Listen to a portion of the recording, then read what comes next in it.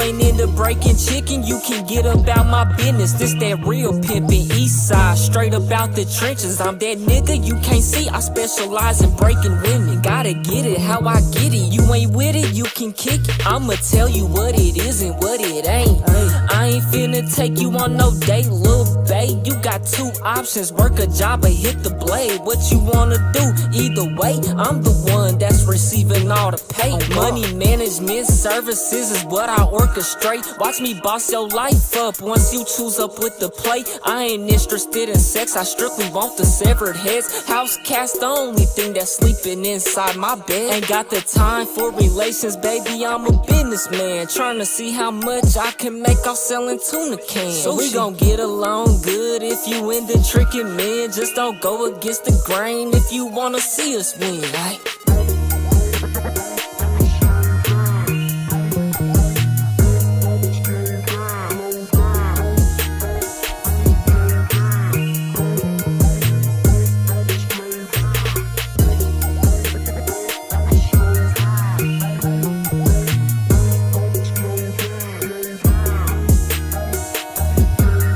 Yeah, money fast, baby. My name is Himron, lil' baby, so you better come correct. I ain't nothing like these niggas, gotta earn all my respect. Watch your lip with open ears, I might just break you off some bread. This a different type of motion when you choose it with the man. If you ain't into selling kidding, I can let you run the business. It's 1,000 ways to pimp, we sellin' plates up out the kitchen. She my type, she like to listen, might just buy her braid extensions. She don't test me, know the limits, so we never ever trip. I can put you in position, I'm a high value man. Pimpin' ain't dead, it just moved to OnlyFans. Only way I'll trust a bitch if she give me all the bands. That's how I know we locked in, yeah, we forever gon' win. Who you texting on that phone, it better be about some paper. I got trust issues, baby, so don't put me in no danger. I'ma kill you and them niggas if you ever try to play me. I need that money fast, so is you gon' be my hoe, baby, huh?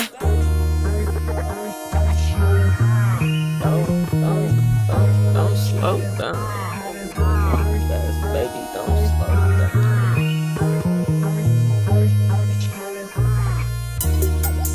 Yeah. Man, been pushing pieces. I came out the P, nigga, real TYP shit, nigga. Yeah. Yes, sir, man. You already know the drill. Fuck how you feel. Pop you like a pill, man. Welcome to the motherfucking live stream, man. Hey, it's a late one. It's a late one, but we here, man. We here. And we gonna do some reactions, man. Y'all already know the drill, man. 1,000 Ways to Pimp is out now on all platforms. Spotify, Apple Music. Add it to your playlist. Stream it while you sleep. Subscribe to TYP Cam Music. Turn on all notifications. You know what I'm saying? So you never miss an upload. I need to get some new music out there, man. Need to get some new music out there, man. But I don't be tripping off it for real, man. I don't be tripping off it for real. Let's see what we got though, man. What we got going on today with it.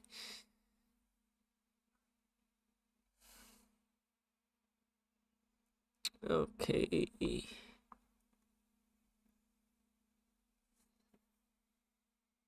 That's a video that I was going to end up doing yesterday. We'll see about it. We'll see. And why are y'all...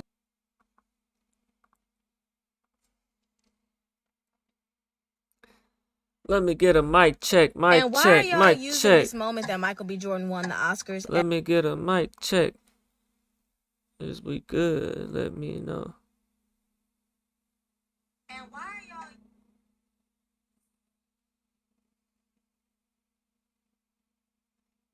Let me get a mic check. All right.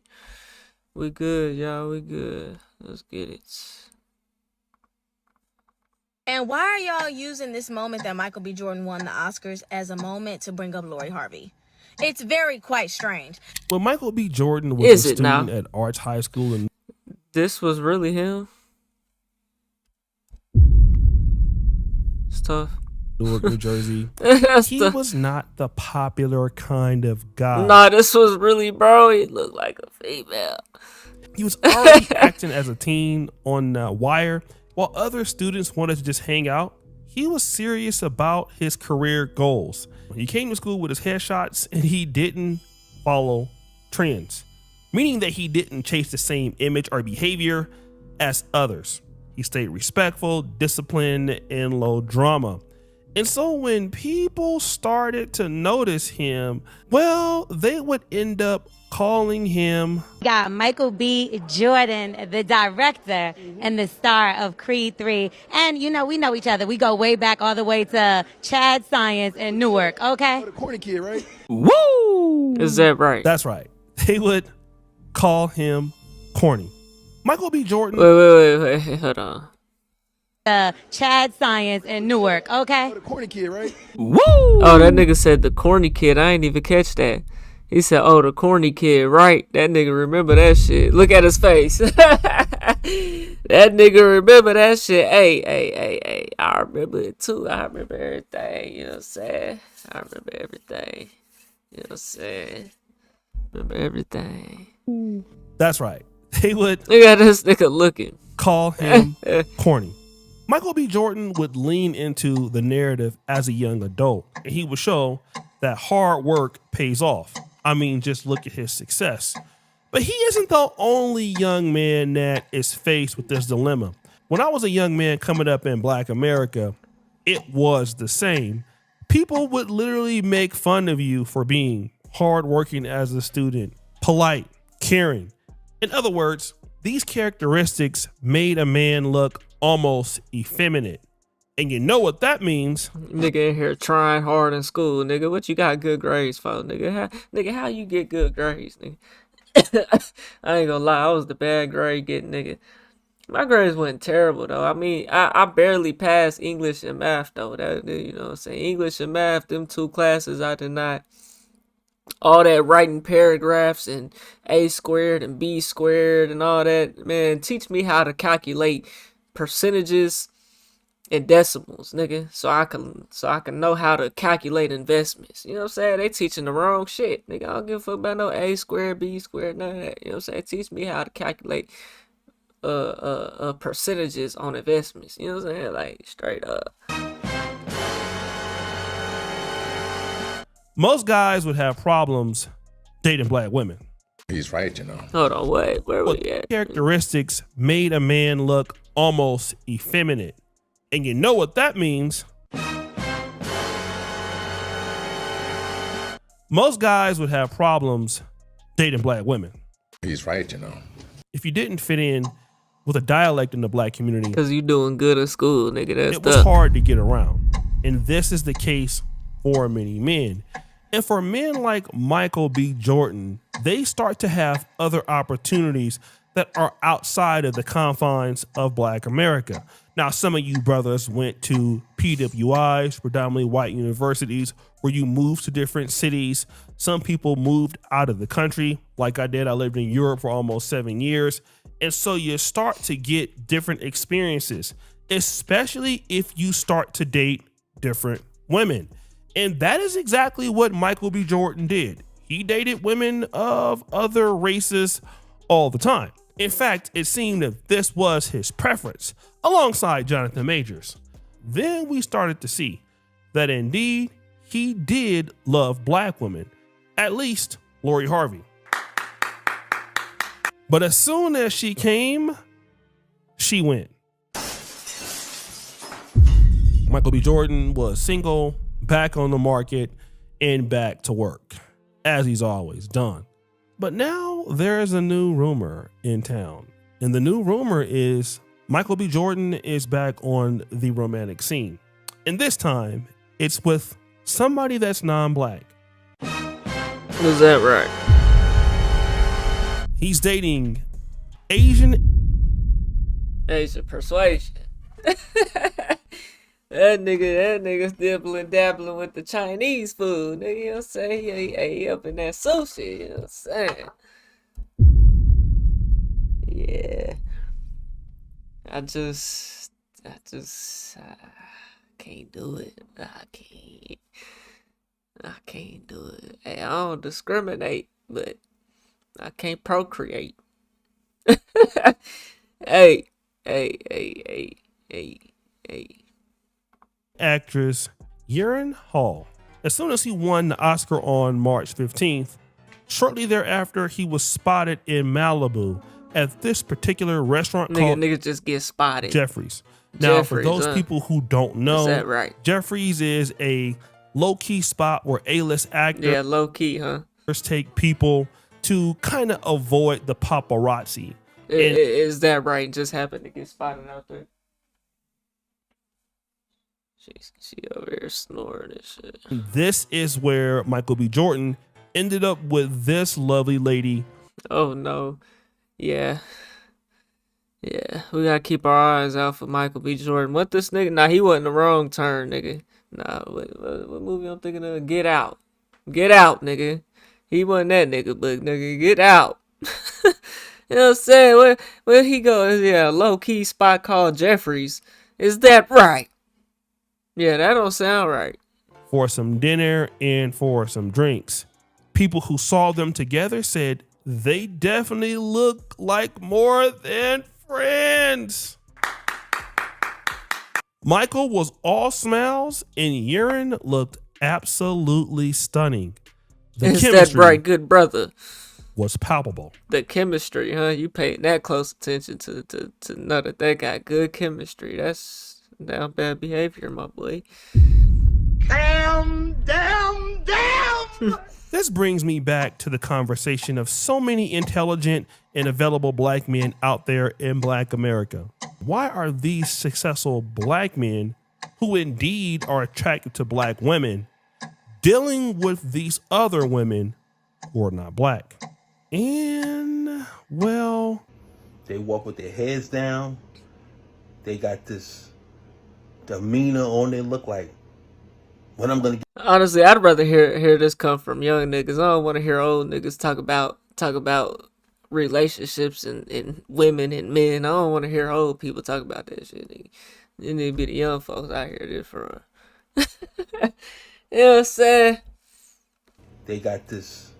Cause these niggas is just failures. I feel like, you know what I'm saying? At least the young niggas is more like not even relatable, but I guess realistic on the current market, if that makes sense. Like, They walk with their heads down. we'll hear it though, cause facts can be facts. They got this demeanor on. They look like, when I'm gonna get these bills paid, or when I'm gonna get this college student debt loan paid off. Oh no. See, that's what we gotta start. Well, as a financially savvy individual, that's what we gotta start paying real close attention to, bro. You know what I'm saying? That's a question that we gotta ask as men. What your debt look like? How much debt you in? You know what I'm saying? Cause yeah, and what do you expect? Like, you expect the man to be able to provide. I'm not saying I ain't no provider, but you know what I'm saying, I ain't asking you to do a whole lot. But what's your views on how this shit like? What, you know what I'm saying? Shit, I asked the shorty what her life goals was. The bitch told me everything I needed to know. She said her life goals was to find a man that don't want her to work. I'm like, are you serious right now? And okay, so come to find out, your mama has 3 baby daddies, right? And she's still single. And you live with your mama at 21 plus years old. You know what I'm saying? Like, that shit diabolical. Where are you learning this from? Where are you learning this from?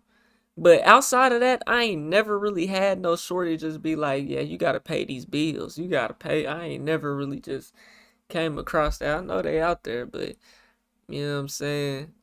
I mean, I had a shorty I was actually in a relationship with. That shit ended because it's, what are you doing to take a load off of my back? Do you not see me doing all this and all that just to even make it here and see you and do the little things that we do?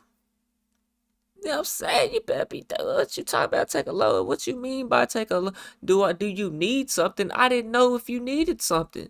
I didn't know you needed. I thought you was a grown adult. Take care of your own self. You know what I'm saying? Like, we ain't even, you know what I'm saying? Like, you what you mean take a load off your back? Shit, you gotta clock in, go to work every day. Shit, I can't. Shit, I ain't bad. No. I got goals of my own. You know what I'm saying? Shit, I gotta get to where I wanna be. And if you really want that for yourself, then you gonna help me get it. See, the thing about these women is they don't make themselves valuable, bro. Especially if you want a nigga, like a successful nigga or something, bro. Like, you gotta make yourself valuable. You know? What is it that you gonna do to make that man's life easier so that he can give you what you want? You know, if you believe in him, right? You believe that man gonna go out here, he gonna go handle business, he gonna be successful, he gonna get the money. You know what I'm saying? Then make his life easier so that he can do that in peace. Make it as peaceful and as easy as possible for him to get to that bag. You know, make yourself valuable. Bills paid, or when I'm going to get this college student debt loan paid off. Just a lot of things, they're just not approachable. Shout out to brother Mark Cruz. He says that a lot of black women are just... Well, nigga, I mean, you is 50 something, so like, you know, when you're 50, you got all them problems, you know, people that racked up over their whole life, you know what I'm saying? Nigga, like my age, like, that's still in question, you know what I'm saying? And regardless, that's a factor to me because that just is gonna be lifetime habits, you know what I'm saying? Long-term habits, and you know, you gotta watch that shit, man. If they already got all this debt, you gotta be careful. You know what I'm saying? It's a little bit different at your age. I mean, either way it goes, it's still the same, but it's like, you know, I guess it's a little bit more understandable because people that had life and this happened and that happened, but you know, I don't mean nothing. Most people live above their means regardless of life. not approachable as they should be. But then versus a non-black woman, especially at the gym, they'll smile at you, say hello to you, how you doing, how's it going? Is that right, good brother? A black woman, she ain't saying shit. She walk around with the look like she lost her EBT card. But the Asian women, man, come on, bro. Man, y'all tweaking, bro. Where y'all be at, bro? Where y'all be at? I do not just be seeing black women out here just mean mugging left and right. You know what I'm saying? Like I don't be seeing that, bro. You know. If anything, it's 2026 women is what it is. It ain't, you can't just put that on black women, bro. Cause it's white women, it's Asian, especially if they're anything American, bro. Anything American made, my nigga, is definitely on that same type of timing, bro. Let's just be all the way 100, bro. You know, unless they like deep in the country white girl or some shit like. If they urban city, listen to rap music or something, you already know what time they on, man. You know? they're out for there. For the most part. They're available. They're willing to speak to you. And these are some of the things that black men complain about. But here is something that I never really thought about. But I understand. I mean, I was never one of those people who was like, man, black girls just don't like me. Like, I knew that there were black women that like me, but my thought process was like, black women don't like me the way that I like them. You know what I mean? Like, they kind of like me. I love my black women, you know what I'm saying? Black women love me too. You know what I'm saying? I know that's right. Shit. Since I was a toddler out here, boy. You know what I'm saying? They don't like me the way that I like them. Which, I don't know, that might be true. Now, this brother is obviously a man that I would feel like is educated. And he says that, hey, there are certain black women that like him, and he definitely loves black women. But the problem is that the black women that he likes don't like him as much. However, the reciprocity is different when you deal with other races. Now, let's tie this back down to Michael B. Jordan. Michael B. Jordan was in a relationship with Lori Harvey. For whatever reason, that relationship ended. And of course, there were rumors that Michael B. Jordan wanted something more. He wanted marriage, but Lori Harvey did not want that. And so she ended the relationship. And this would indicate that, yes, Lori Harvey liked Michael B. Jordan at least a little bit, but not as much as he. My thing is about these people, bro. What do you mean, especially like as a female, what are you getting into a relationship with a nigga for? You're not like, okay, you don't have to necessarily believe in marriage, but like what are you getting with a nigga? Like what are people take this dating thing and they get it all worked up. People think dating is like, okay, I'm gonna mess with him, I'm gonna mess with her, I'm gonna mess with him, I'm gonna mess with her. You know what I'm saying? Nigga, if you is fucking with somebody, you not supposed to, you know what I'm saying? You supposed to be thinking long term, bro. That's how I view it, though. You know what I'm saying? You supposed to be thinking long term. Ain't no short, okay, especially if we get to the point to where it's like, okay, we calling each other boyfriend and girlfriend shit. It's like, okay, you know, the what we doing here is long term. Like it ain't none of that.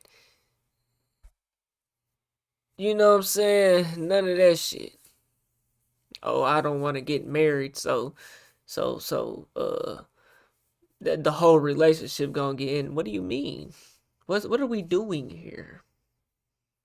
You know what I'm saying? That's just red flaggish. It's red flaggish. You know what I'm saying? Red flaggish. And it was bound to happen at some point. So, you know, it all works itself out. You know? It all works itself out. He liked Michael B. Jordan at least a little bit, but not as much as he liked her. And if you're a successful black man and you want to be with the black woman of your choice, she liked what he had to offer. That's what she's with him for. She's not thinking long term. It's how do you make me feel right now? That's all. Listen, majority women, especially hoes, 2026 hoes, it's all about how they feel in the moment. You know what I'm saying? I think that's just the women in general, though. You always gotta be making them feel good, bro. Cause that's all they care about. They move off of how they feel. You know what I'm saying? And if you constantly have to keep making them feel good, bro.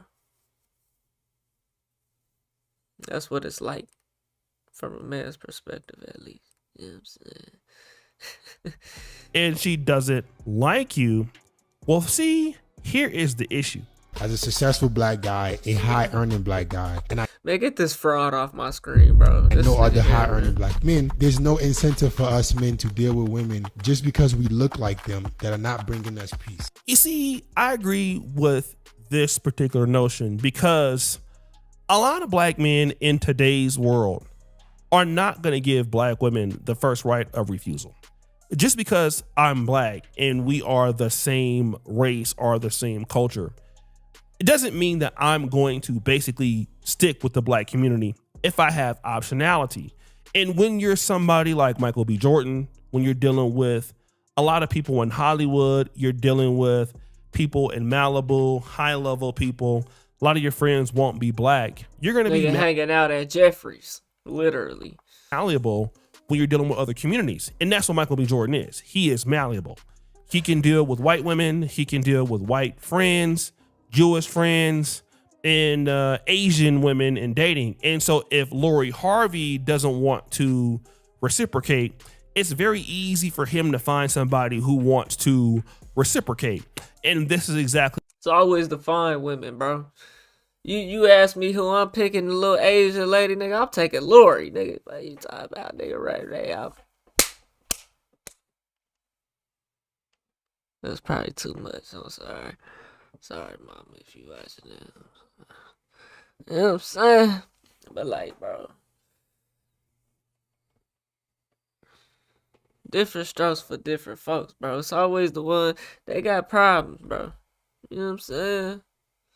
It's always the baddest ones. They always overvalue they personality though. You know? They overvalue their personality though. What's happening You with got the looks, but your personality, your looks is your value, and they valued right. But your personality is overvaluing your looks though. You know what I'm saying? Like that kill everything, bro. black men who are successful. Many black men love black women. I want sisters to understand this. It's not that black men don't want black women or don't want to be with black women or don't find black women attractive. It's just that sometimes when you're a certain type of black man, and I really mean this as a guy that went to undergrad and majored in biology, as a black man that went to medical school, I have to really bring out the Pookie side of me for certain sisters to really appreciate me. And that's the God's honest truth. Now, I Nigga said the Pookie side of him. definitely suffer from Pookie-itis. Pookie-itis, nigga. Got him! But if I don't dig into Pookie-itis, it might be a little difficult. Man, you gotta be a little bit ghetto, man. You know what I'm saying? Some folks just ain't. Some folks could grow up in the ghetto and just can't be ghetto. You know what I'm saying? And that's good for them. That's good for them. You know. I'm most definitely ghetto in a lot of ways, and I could be worse, but I'm self aware of things. So like I don't be overly doing shit, but I'm definitely a finesse.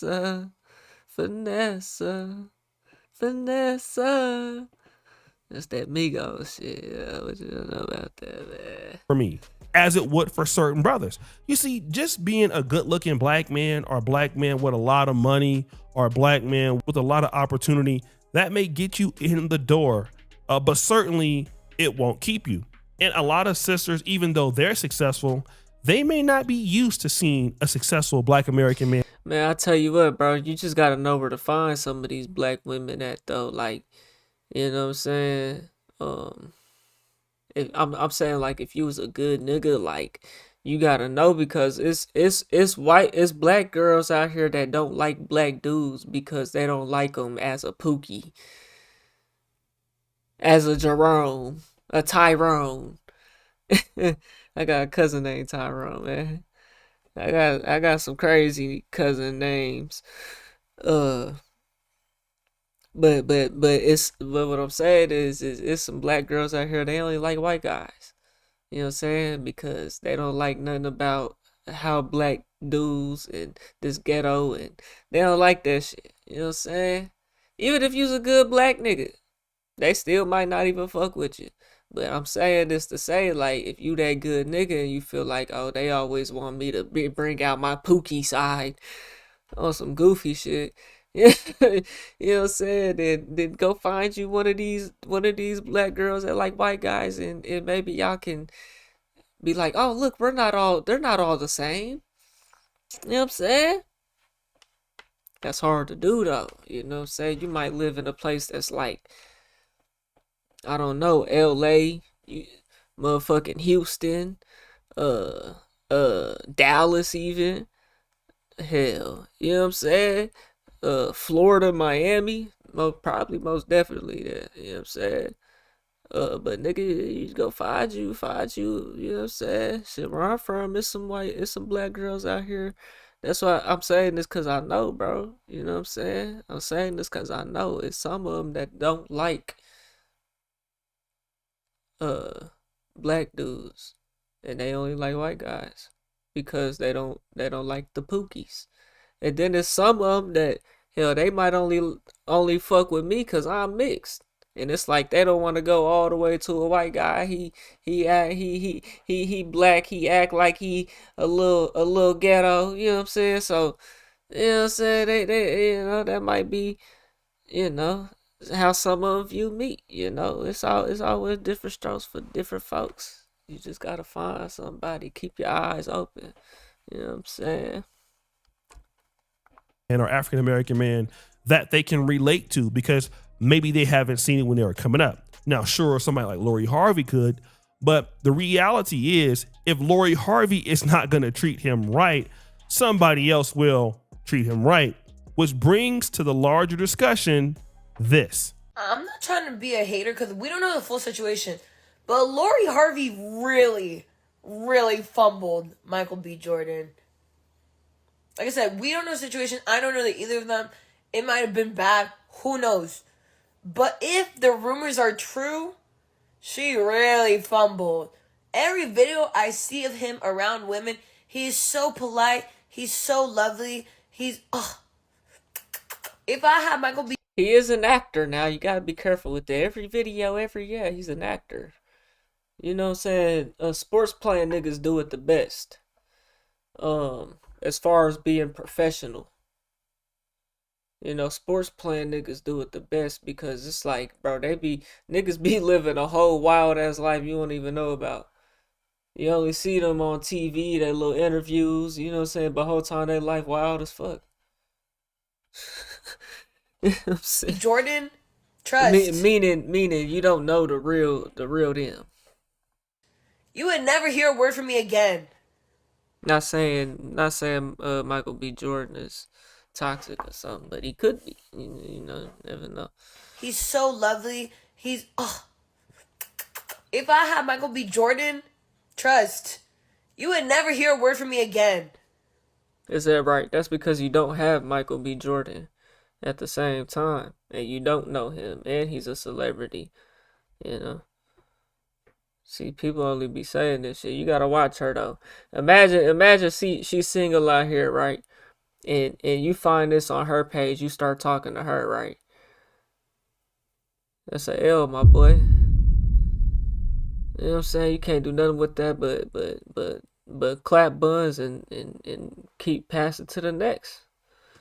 You know what I'm saying? Have fun while it's your turn, nigga. And if she want commitment, nigga, it might be a little tough. Okay. You would never hear On this bit talking about get the fuck off my shit. What the hell? What do you mean? word from me again. Okay. You would never hear a complaint. Period. Is that right? Did You never hear a complaint. Is that right? Lori Harvey fumble the bag? Now, it's easy to say that now, but maybe she didn't. I mean, there is some possibility with Damson Idris. She's still relatively young. She could find somebody else. But Oh, she is Lori Harvey. So if you watching this, little baby, go ahead, shoot your shot. It's all good. It's acceptable over here. You know what I'm saying? Just know you can't do me like that though. Hold on. You can't. I ain't gonna let you do that to me. She 29. You know what I'm saying? That's hey. You know what I'm saying? You got one more year to get your act together. You know what I'm saying? So hey, that's your trial run with me. 30 years old, yeah, it's time to do something about that, you know what I'm saying? a lot of black women do fumble the She bag. ain't got no kids neither. Ooh. You got one, I'll give you one more year to get your act right, little baby. You know what I'm saying?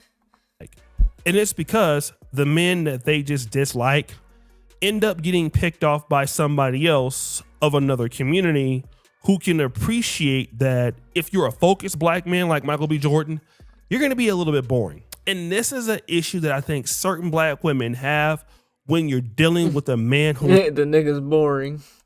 was a builder. Right. A man who was a builder. Ladies, listen to me when I say this. Stop the show.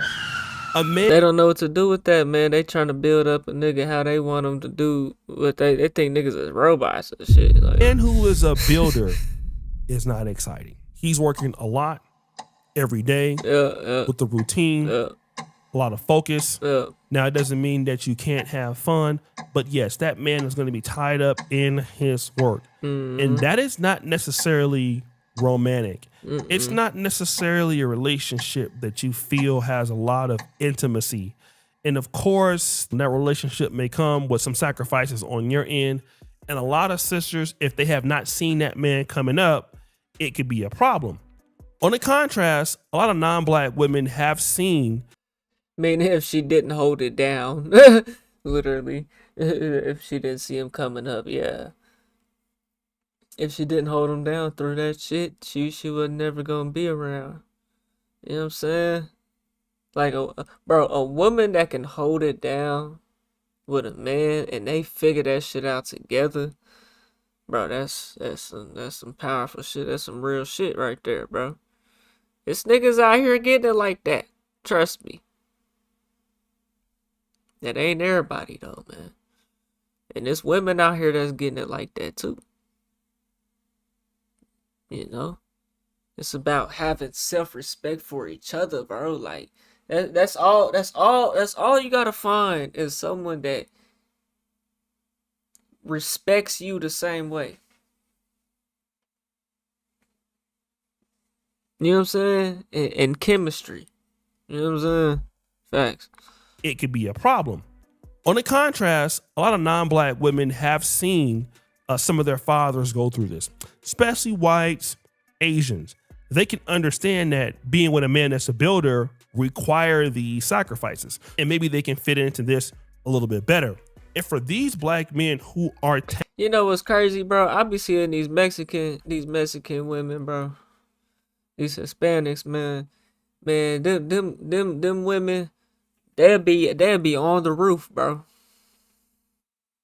They'll be on the roof, my nigga, hanging shingles, working with the men in the business, in the family business. This ain't just doing the front desk shit. Nah, they on the fucking roof, nigga. They spotting the ladder. They climbing the ladder. Nigga, they got nail guns and air compressors running and you know what I'm saying? All type of shit. They on the roof hanging shingles, nigga. Like, hey, that's some different type of shit right there. Ain't no black women getting up there hanging no shingles.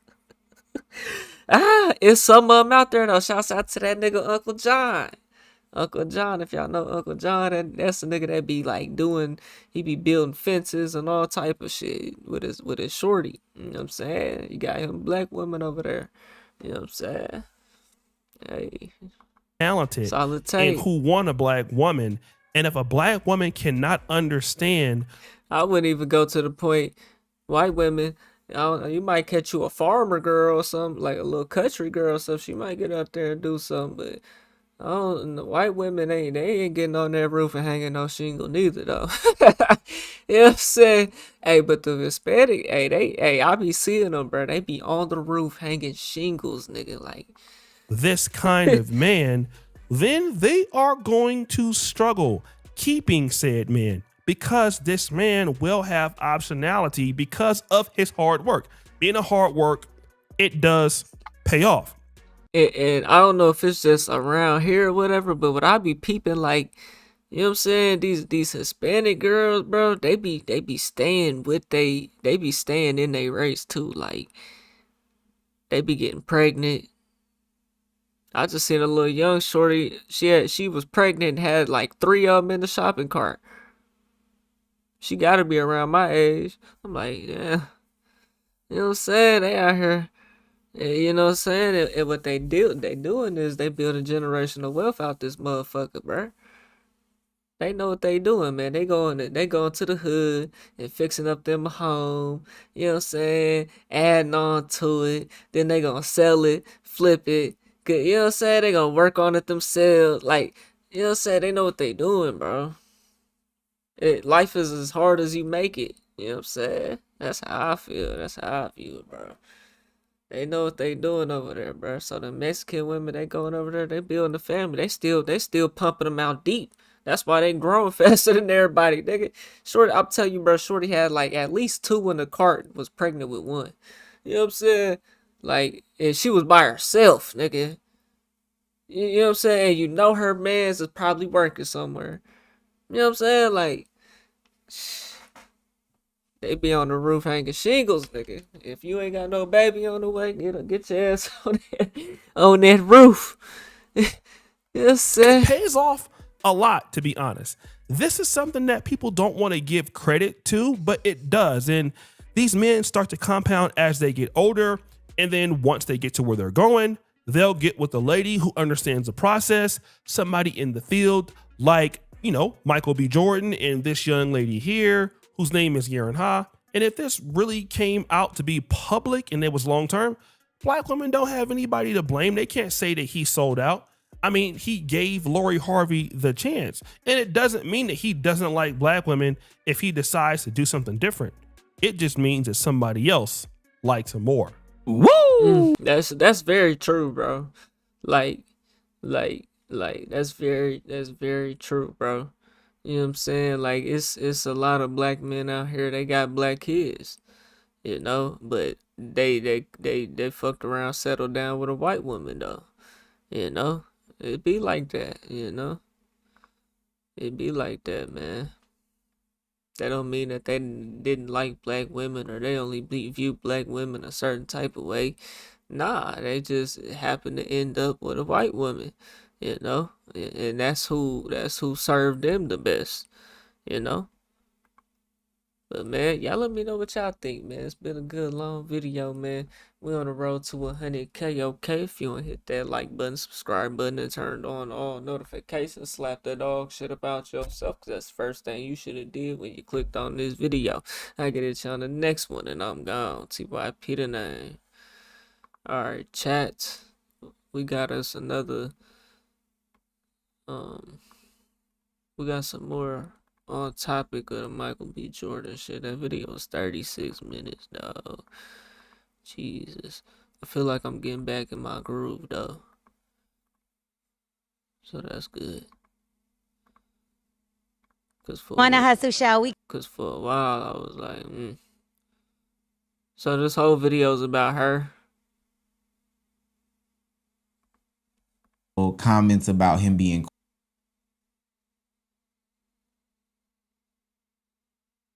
I don't know if I want to do this one. Why are you? That shit got 141K though.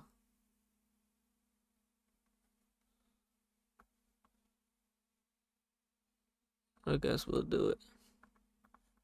Wanna hustle, shall we? Got Michael B. Jordan, the director and the star of Creed 3. And you know, we know each other. We go way back all the way to Chad Science in Newark, okay? The corny kid, right? No, I did not say that. Misquoted for sure. But look at the Yeah, nigga said, nah, I heard it. That nigga stand on business with it. Oh yeah, the corny kid, is that right? Get the fuck out my face. See, that's type shit, bro. I wouldn't even play like that, man. I decline.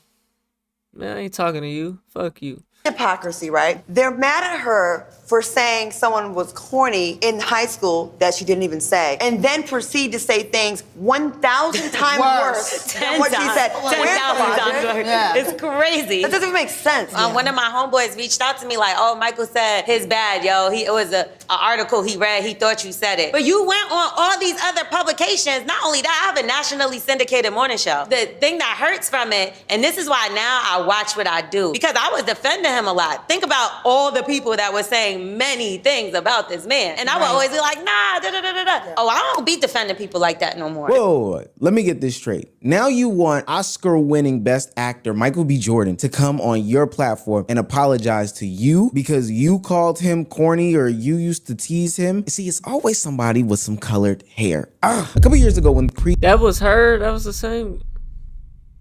3 came out, Michael B. Jordan had an awkward interaction on a red carpet with a former high school classmate. She had apparently said some disparaging things on a podcast and used to make fun of him back in the day. And now she is behind the velvet rope looking for an opportunity or shot just to talk to Michael B. Jordan. After taking no accountability for her words and her actions at that time, it totally blew up in her face. And now that Michael B. Jordan has won his little man trophy, the Oscars that is, the clip is resurfaced. And she is back to double, nay, triple down in the fact that she is the actual one that is offended. She needs some sort of retribution and that Michael B. Jordan should apologize.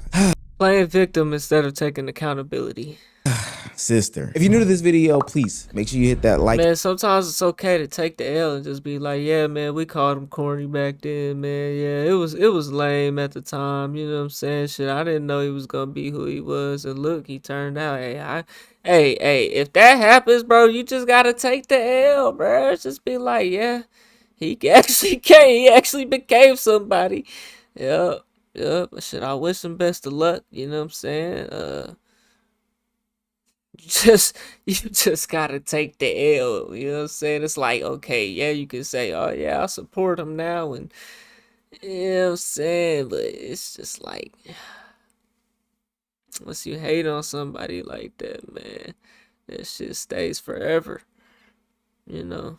And subscribe button, it goes a long way for the community. Every subscription that you give to me is like an Oscar award, and I need those for when the haters come and I gotta stiff arm Heisman them from getting some type of interview. Now, yeah, I need them all 100K run it up.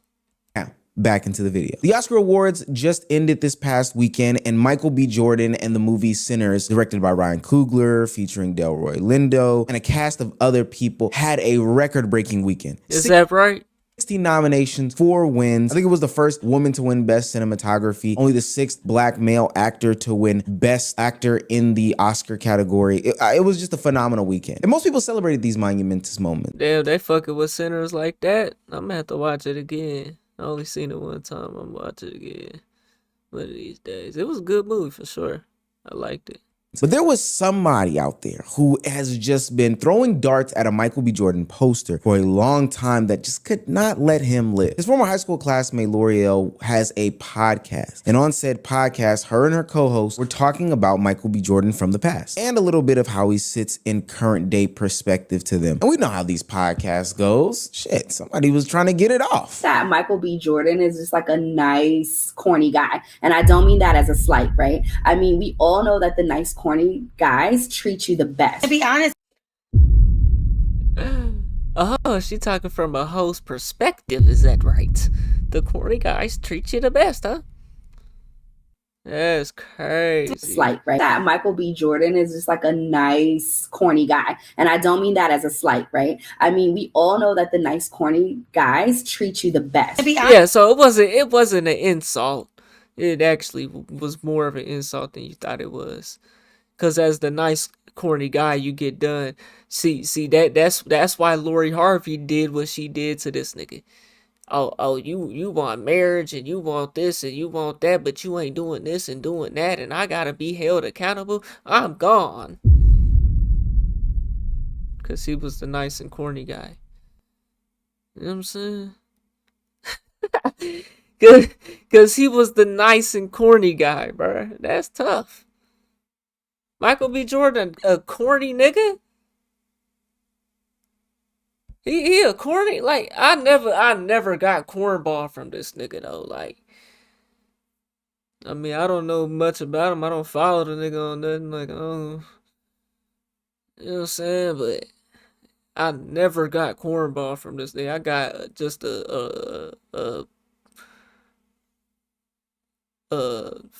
you know, like just an on-screen perspective of him, and nothing like more than that, honestly, because I don't follow him. You know what I'm saying? I don't know nothing about this nigga, but I never got corny from him, though. You know what I'm saying? Polite, nice, respectable, respective. Yeah, probably, yeah. As a slight, right? I mean, we all know that the nice, corny guys treat you the best. To be honest with you, we teased him all the damn time because his name was Michael Jordan. Let's start there. And he was no Michael Jordan. And then he also would. So she's basically, I'm. What year was this podcast originally come out? When did this originally come out? Because this is what, 3 years later, or is this actually recent? It can't be that recent. This got to be him like coming up, and she's like still trying to downplay him. You know what I'm saying? Because she wants to like stand on her principle of calling him corny and stand on business. You know what I'm saying? Like, and still downplay him. Oh yeah, he doing this thing, but yeah, it's still Big Mama over here. You know what I'm saying? Like, Like, let's start there. And teased him all the damn time because We teased him. name was Michael Jordan. Let's start there. And he was no Michael Jordan. And then he also would Yeah, but he became his own Michael Jordan. Michael B. Jordan. come to school with headshot. We lived in Newark. Yeah. Like that's the hood. You know what I mean? So we would make fun of him, like, what you gonna do with your little stupid headshots? Like, and now look at him. Wow. That is one thing about black folk, bro. We go clown each other like a motherfucker. You know what I'm saying? I don't be doing all that though. Sometimes I will clown you. I be talking my shit. You know what I'm saying? But if it's something that's like you're passionate about or whatever, bro, I ain't gonna clown you about that shit, bro. You know what I'm saying? Do your thing, bro. You know what I'm saying? Shit, I want to see people do something because around here ain't nobody doing nothing. That's pretty cringe. I think it's weird because Michael B. Jordan was a childhood actor. I think he started getting into roles at the age of 9 or something like that, maybe even a little bit sooner. Started off with some magazine shoots, then rolled into The Sopranos, some other film spots, some TV, etc., etc. But for the most part, him walking around with headshots as an already accomplished and already staged child actor kind of makes a lot of sense. Now, I do want to make a distinction here because I think it comes up later on in the video, and it's other people don't view it that same way, especially other kids. It's either like they'll be like, oh, that's so cool, or they're gonna think you're corny. It's kind of important. Her podcast mate is the one that actually calls Michael B. Jordan corny. She just says that they used to make fun of him now and that he was a loser back in the day for having some headshots. Could she have stepped in and defended Michael B. Jordan? Absolutely. But we'll save that for a little bit later in the video. Now, that was on a podcast in which you don't think a lot of people will see, but on the red carpet of Creed 3, when she gets confronted, the conversation quickly goes awkward. On the Hustle Show, we got Michael B. Jordan, the director and the star of Creed 3. And, you know, we know each other. We go way back all the way to Chad Science in Newark, okay? The corny kid, right? No. So this is like Creed. This is not recent though. I did not say that. Misquoted for sure. No, you did not hear me say I said we used to make fun of the name. But yeah, he is obviously killing things out here. How is the difference between you actually directing and working with the same people that you were directed with versus? It was awesome. You know, it's a family vibe. Yeah. Last nine years of my life, I spent on the Creed films. They're very supportive. You know, Tessa, Felicia, Rashad, Wood Harris, people that see me grow up. And for the fact that I stepped behind the camera and finally got a chance to direct them, they loved it, they embraced it, and it was a wonderful experience. And was it difficult for you mentally because you're coming out of a different space? I didn't know he was doing that athletic gear. I mean, I was staying in it. This is about y'all. This ain't about me. Isn't this the sexiest man show off right here? Who's the sexiest man? Because now who's the sexiest man? Because I thought you. What kind of... You the female, you answer the question. You asking, you got the answer to the question. You over here, so look at this nigga face. What kind of question are you asking here? You know what I'm saying? You gonna ask two grown men who's the sexiest? Like, get the fuck out of here. You're on the way up. He might be the one right now. This is the one. This is the one right here. Yeah. See so is it a tie? Ain't no tie. We don't compete. Yeah, we don't compete. Two number ones. Batman and Batman. Or should I? Oh, no, can't say that. Superman and Superman. Superman and Superman, sorry. Good luck with that. Love you, bro. And how was it filming in Atlanta? It was amazing. I've done 4 or 5 films down here, shot a couple television shows, so Atlanta's a second home to me, and I love coming down here to shoot. Favorite restaurant here?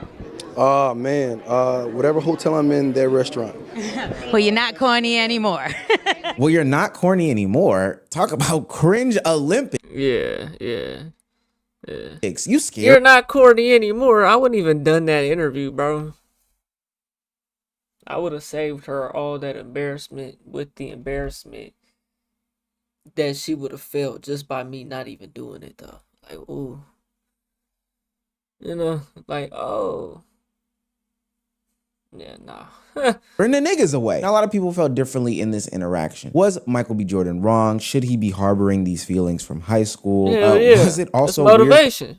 That's motivation. For her to do a double and triple down. And I'm no expert. That's why I've decided to tap into my panel of experts, my panelists, singular person of experts and figure out what If it wasn't for her, he would have been who he been. You know what I'm saying?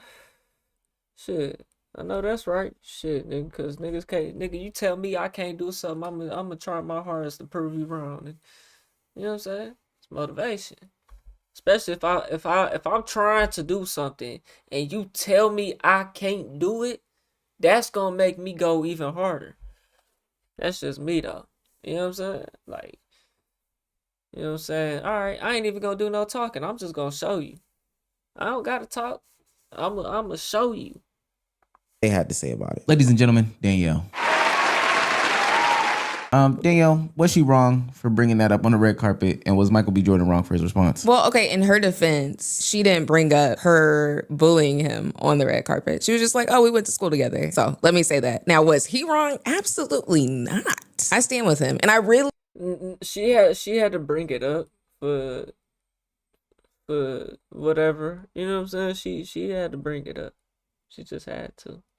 I really... Oh yeah, do you remember me? Type shit. Like, she had to bring it up. Now, was he wrong? Absolutely not. I stand with him. And I really hate to do that against a black woman, but he was in the right. And so all... Nigga, what? All of my bullies in high school, I want you to know I remember it. And then when you come into my DMs years later with the hey boo, I remember you. So all of that to say, I stand with Michael B. Jordan. In this instance, he was right. So this picture. In this instance, look, she just wanna take sides with the other black woman. I get it, stick together, but damn, it don't matter if somebody's wrong. They fucking wrong, bruh. Ain't no, see, that's like giving them the benefit of the doubt. Like, you know what I'm saying? Like, oh yeah, but okay. You know, but you are wrong though. You're a black woman, so I like you, but I guess you still admit the wrongs, but shit. Oh, all of that to say, I stand with Michael B. Jordan. In this instance, he was right. So this picture is just amazing. Because imagine being a high school bully and bullying the corny guy, only for him to become a superstar and you being the person to interview him at his red carpet event. All I have to say is show respect to the people around you, because you never know where they're gonna go and who they may become. Apparently, Michael B. Jordan was the butt of the joke. I mean, she's in the same room to even be able to, you know, interview him, though. That's more than a lot of people can even get to. So, I mean, that's good for her. You know what I'm saying? Definitely not on his type of level, though, but, you know.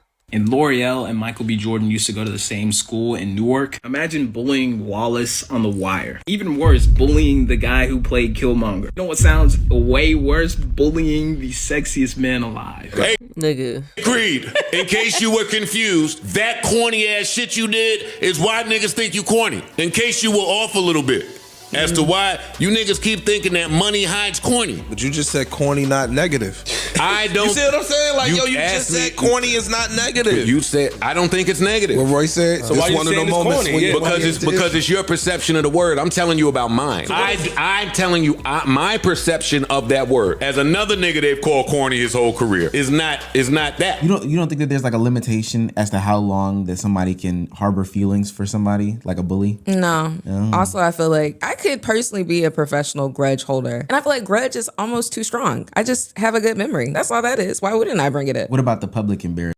Nigga, I hold a mean grudge, I guess. You know what I'm saying? I just stand on principles, nigga. You know what I'm saying? If some shit don't make sense, it don't make sense, bro. You know what I'm saying? I can't forget it.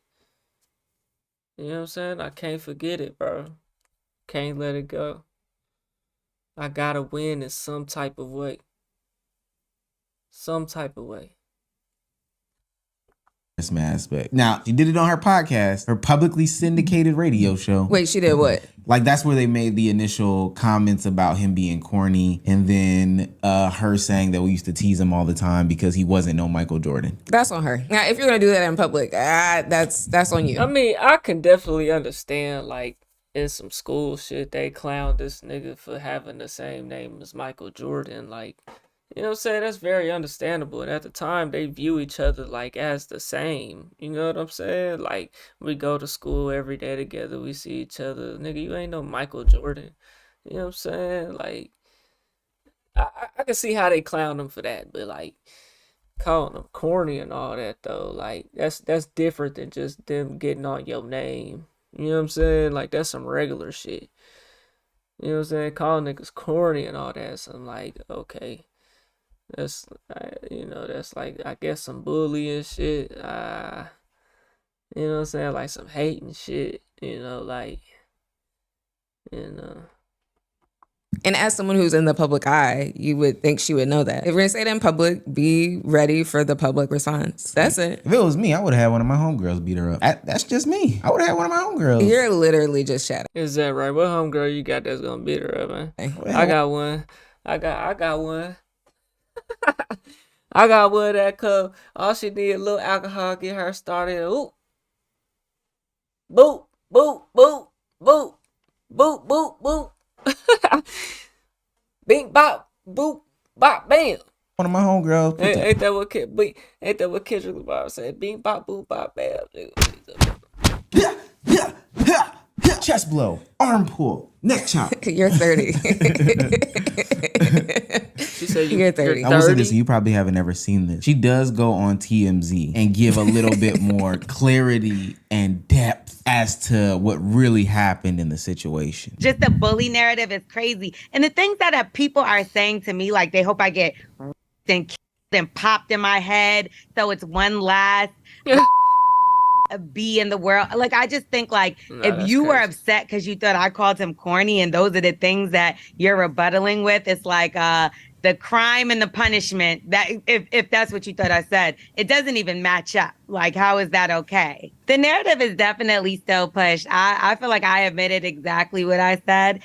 And then even those words got turned around. When I told the story, it was super lighthearted. It wasn't even in the sense of me breaking down the entire school experience. FYI, we went to school together for 1 year. So the narrative that I bullied him all throughout high school, this was 7th grade. We were like 12 years old and everybody made fun of each other. And then like, I would get joked on because of my complexion. And, I went to a predominantly black school. So it's like white girl, oh, your boy, now you're mocking me because of my boy. We made fun of each other. That was school, that was 1 year. Again, I've never bullied him. That just sounds so outrageous to me. Like me bullying Michael B. Jordan his whole life. Wouldn't we have heard about this before this? Yeah, I do feel like he took everything out of it. It gave the Will Smith thing where it's like, he's heard numerous people probably call him this before because this is not something we haven't heard, right? I just never said it. I've defended him numerous times just because of the fact that I did have a rapport with him. And I never said we were best friends. I never said, we were cool. And that was just that. That was kind of crazy.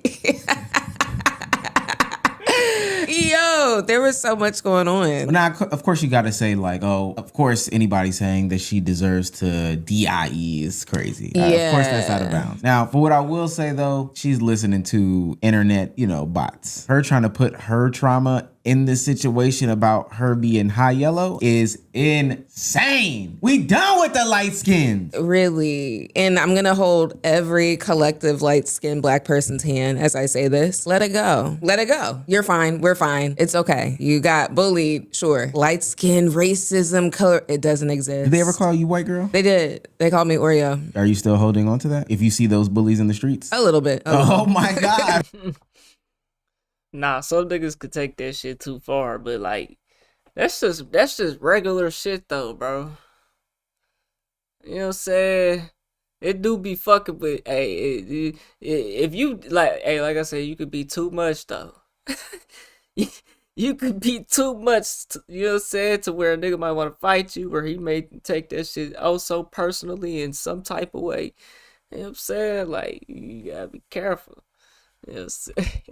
Oh wow. That's like regular shit though. Nigga talk about his name like it's regular shit. Am I gonna say something? No. Oh, okay. Would I just keep it pushing? Absolutely. Like if you were on the street and you were asking me for $1, I would not give it to you. But would I say, "Oh my gosh, you were the bully and that's why you're on the street today"? No, I'm not gonna do that. I just know in my heart of hearts that you bullied me. I do think what's interesting though is that she claims that she defended Michael B. Jordan in the past and I can acknowledge she wasn't the one that said anything on that podcast specifically about him being corny. That was the podcast mate. But I think in that situation, if you don't believe these things and you've defended him before, that's the opportunity to defend him now. No? Because corniness is a little bit of an attack on his character. If we really want to... Is it really? Yeah. I mean, sometimes people are just corny, and that's okay. But we know that corny has like a negative connotation, and the way that people were using it was negatively. So them saying, or your podcast mate saying that he was corny, all it really took was I don't know about that now. If you didn't even want to get into it in depth. But she didn't even do that. She sat there and then doubled down on it. Yeah, he had them headshots.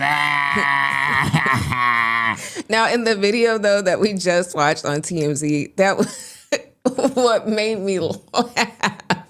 Was when she was like, I mean, maybe he was triggered because I'm sure other people have said it and I've heard it because a lot of people think She's trying to get it off. Crazy style. Well, now just 3 years later, Michael B. Jordan has now reached another pinnacle of success. Sixth black male actor to win Best Oscar, and she just can't let it go. She is taken back to the timeline, L'Oreal, on another podcast, and I think that's actually the real problem. Everything else, it's not the colored hair, right? Not too much. It's not the colored hair. Her expressing herself. I swear to you, it's the podcast. It's the podcast and just having mics in front of her. But she sat down on another podcast, the Listen to Black Women podcast, and she talked about how Michael B. Jordan, the name of that podcast, actually should have came just doesn't sound right on her show and got in front of the bullets that she was getting. Well, what are they talking about on here? This gibberish. Look at the hypocrisy, right? They're mad at her for saying someone. So this is her right here. Jesus Christ.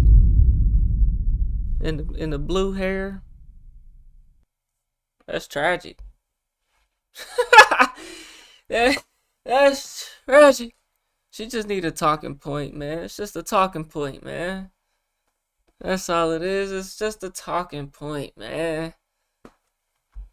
Let's hear it, though. That she was getting. But look at the hypocrisy, right? They're mad at her for saying someone was corny in high school that she didn't even say.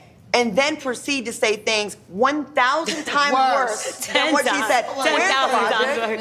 It's crazy. That doesn't even make sense. No, she did say it, though.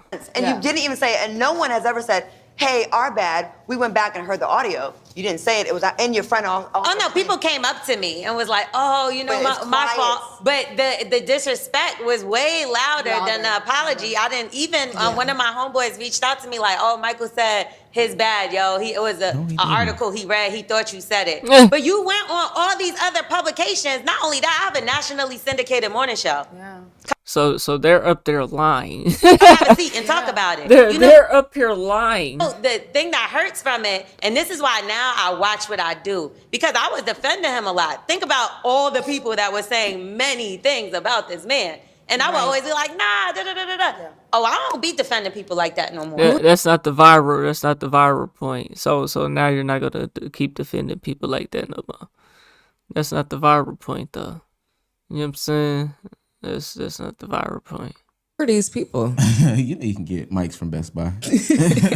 And you can get them uncomfortable ass chairs from Ross because that shit look crazy. What chairs they got? Saying many things about this man. Nigga said Ross. Chairs from Ross because that shit look crazy. Hold on now. Because I like to pick up a few items from Ross. I think there's some lies in there. Nobody that's close to Michael B. Jordan then called you and said, yo, Mike, apologize. His people reached out to her people. No, that's cap. And I don't agree with the concept that he owes you a sit down because the internet ran with the narrative of, or not even the narrative, the internet did what the internet does. He owes you a sit down to step in front of bullets that he doesn't know are being made. Okay, right now I'm of the opinion that she bullied that man, she got called out, and this is the cleanup. But let's say if this was all just a misunderstanding, it was really somebody else, he would owe her an apology and a sit down publicly. He would, because the vitriol started off of the corny kid, right? It did start there. This is a high expectation of somebody doesn't know what's going on. Like he doesn't know her DMs are. We gotta raise the bar. We gotta raise the bar. Did she call him and say, "Hey, my DMs are flooded with I got a DIE"?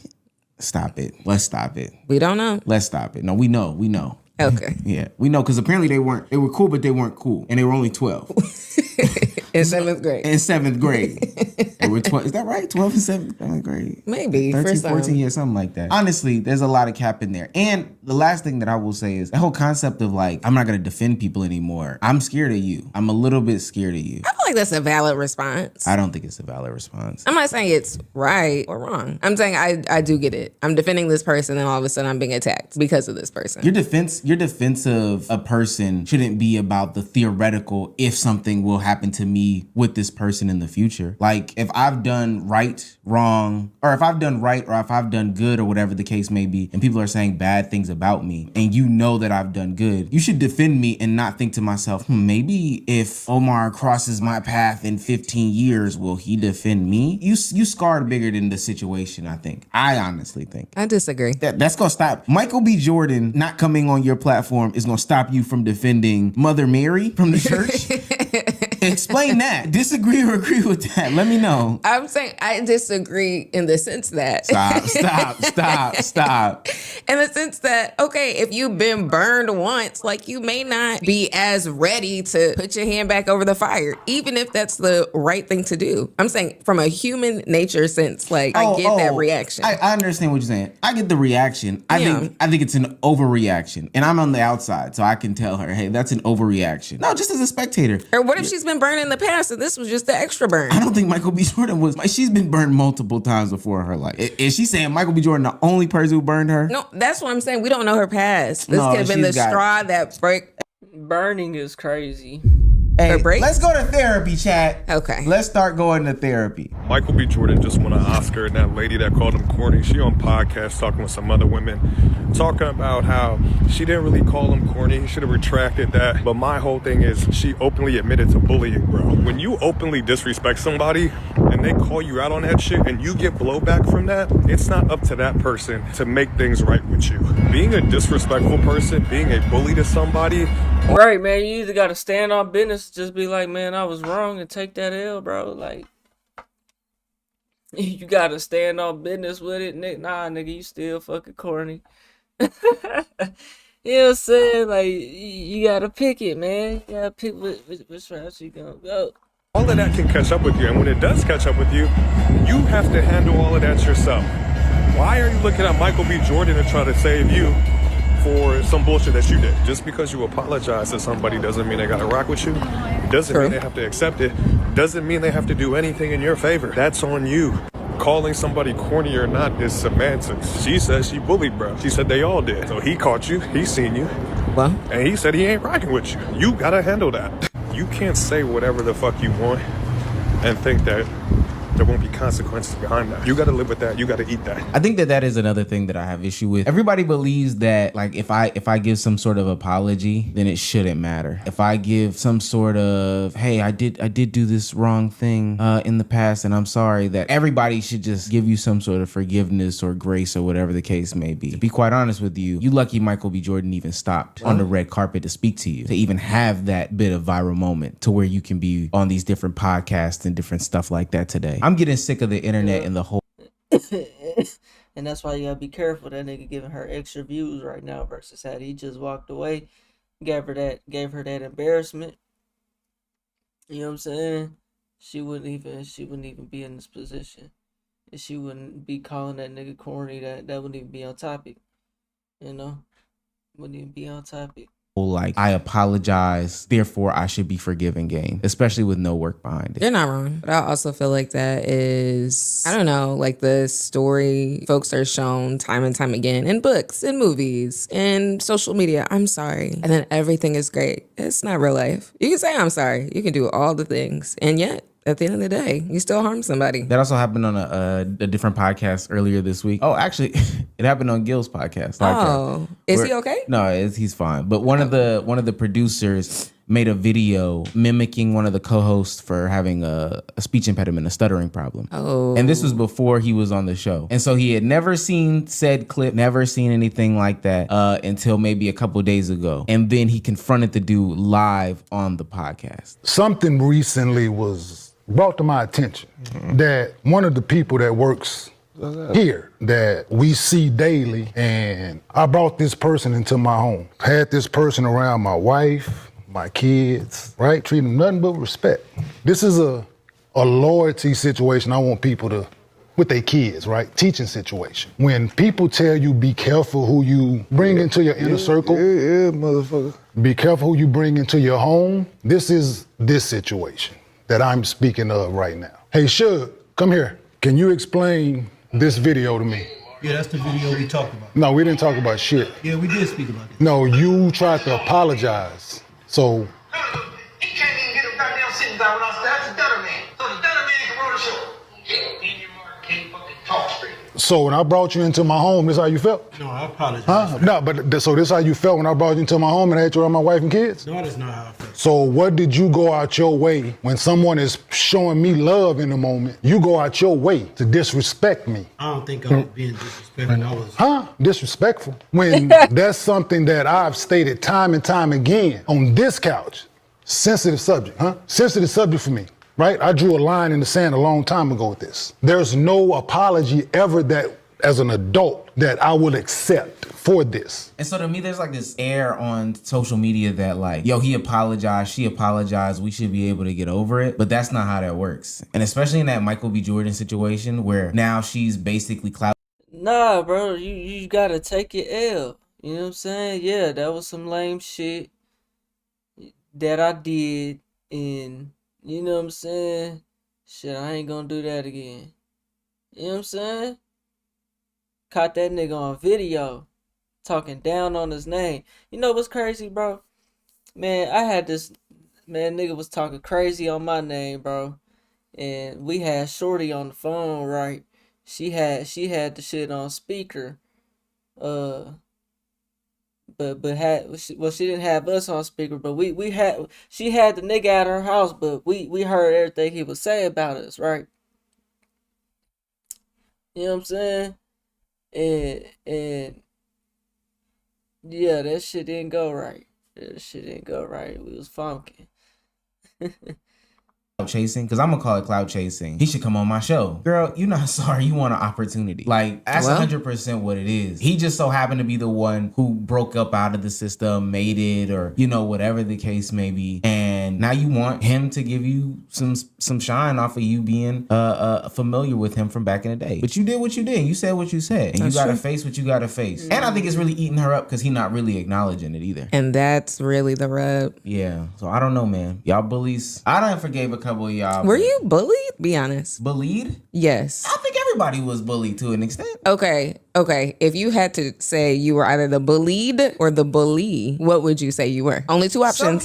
Some people would say I was the bully, but I would say that I was. There we go. Well, let me finish. So I would say I was the diffuser. No. Only two options. Only two options in this scenario. Bullied, the victim, or the bully, the perpetrator. Gaslighter. Yeah, man. For all the bullies out there, I'm gonna teach you a lesson. Don't think that those people forgot. They didn't. We didn't. They didn't. We didn't. You were bullied? Yeah, bro, I never tried to make fun of nobody, bro. You know what I'm saying? Sometimes I can't help it, though. You know what I'm saying? I may be thinking something to myself. Like, goddamn. But it was some kids that I went to school. I could have been mean. You know what I'm saying? I wasn't that type of person, though, bro. You funky, but I understand your livelihood is a little bit worse than mine. You know what I'm saying? So, hey, I understand the struggle. Shit. I come from it. You know what I'm saying? They ain't your decision. Now, if you get grown and you still making the same decisions, that's a little bit different. That's on your ass. It's free game, nigga. You know what I'm saying? But even as a youngin' in school, I already knew, like, man, I ain't finna make fun of nobody, bro. That shit, I don't do that. Not behind your back to other people and not to your face. You know what I'm saying? I might talk a little, say a little something slick to the homie or something, but it ain't never like on no. Nah, I ain't that type person to where it's like, oh, I'm finna bully somebody, bro. Like, nah, I ain't that type of nigga, man. I was. Do you think I bully you now? Yes. All right, we done with this.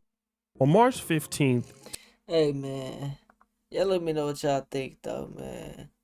Wanna hustle? We on the road to 100K, okay? If you ain't hit that like button, subscribe button, turned on all notifications, slap the dog shit about yourself, because that's the first thing you should have did when you clicked on this video. I get at you on the next one, and I'm gone. TYP the 9. That's back-to-back 36 pieces, chat. That's crazy, coach. We on this bitch. We've been on this bitch for like an hour already. We're gonna get to the next one. We got another little Michael B. Jordan video. I guess we gonna check it out.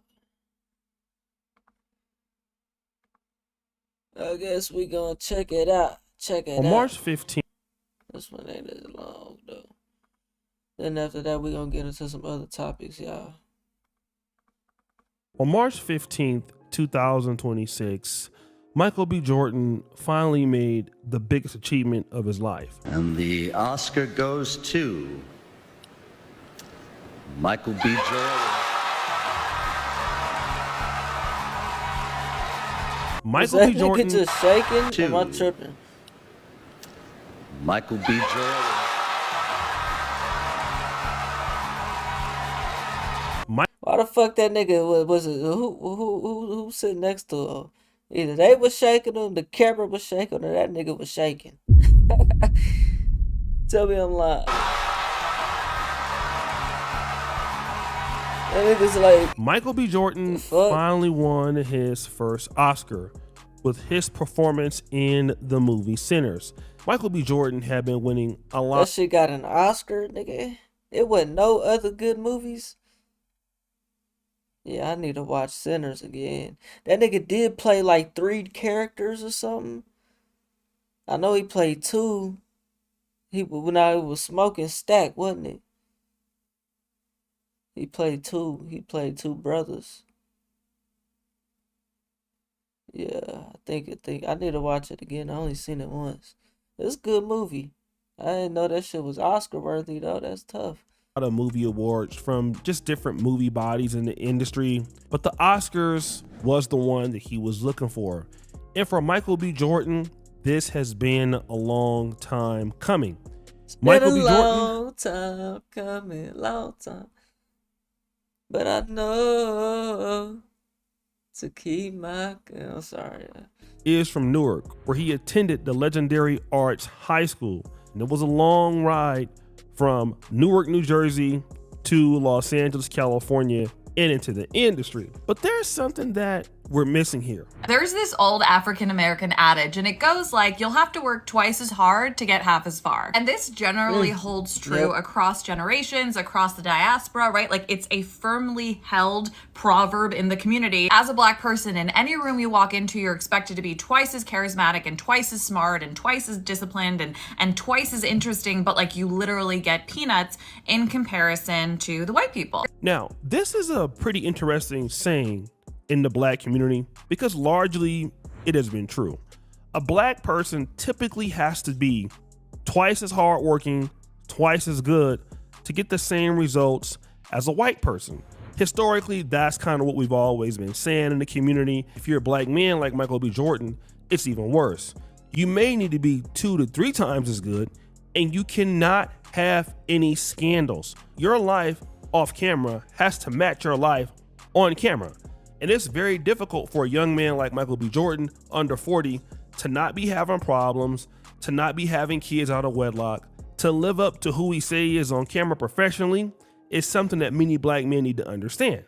And then again, there is the elephant in the room. The Lori Harvey breakup. We all know from 2020 to 2022, Michael B. Jordan dated Lori Harvey. And many of us believe that he got dumped. Once Michael B. Jordan was dumped, Bro, this is like such old news, my nigga. Like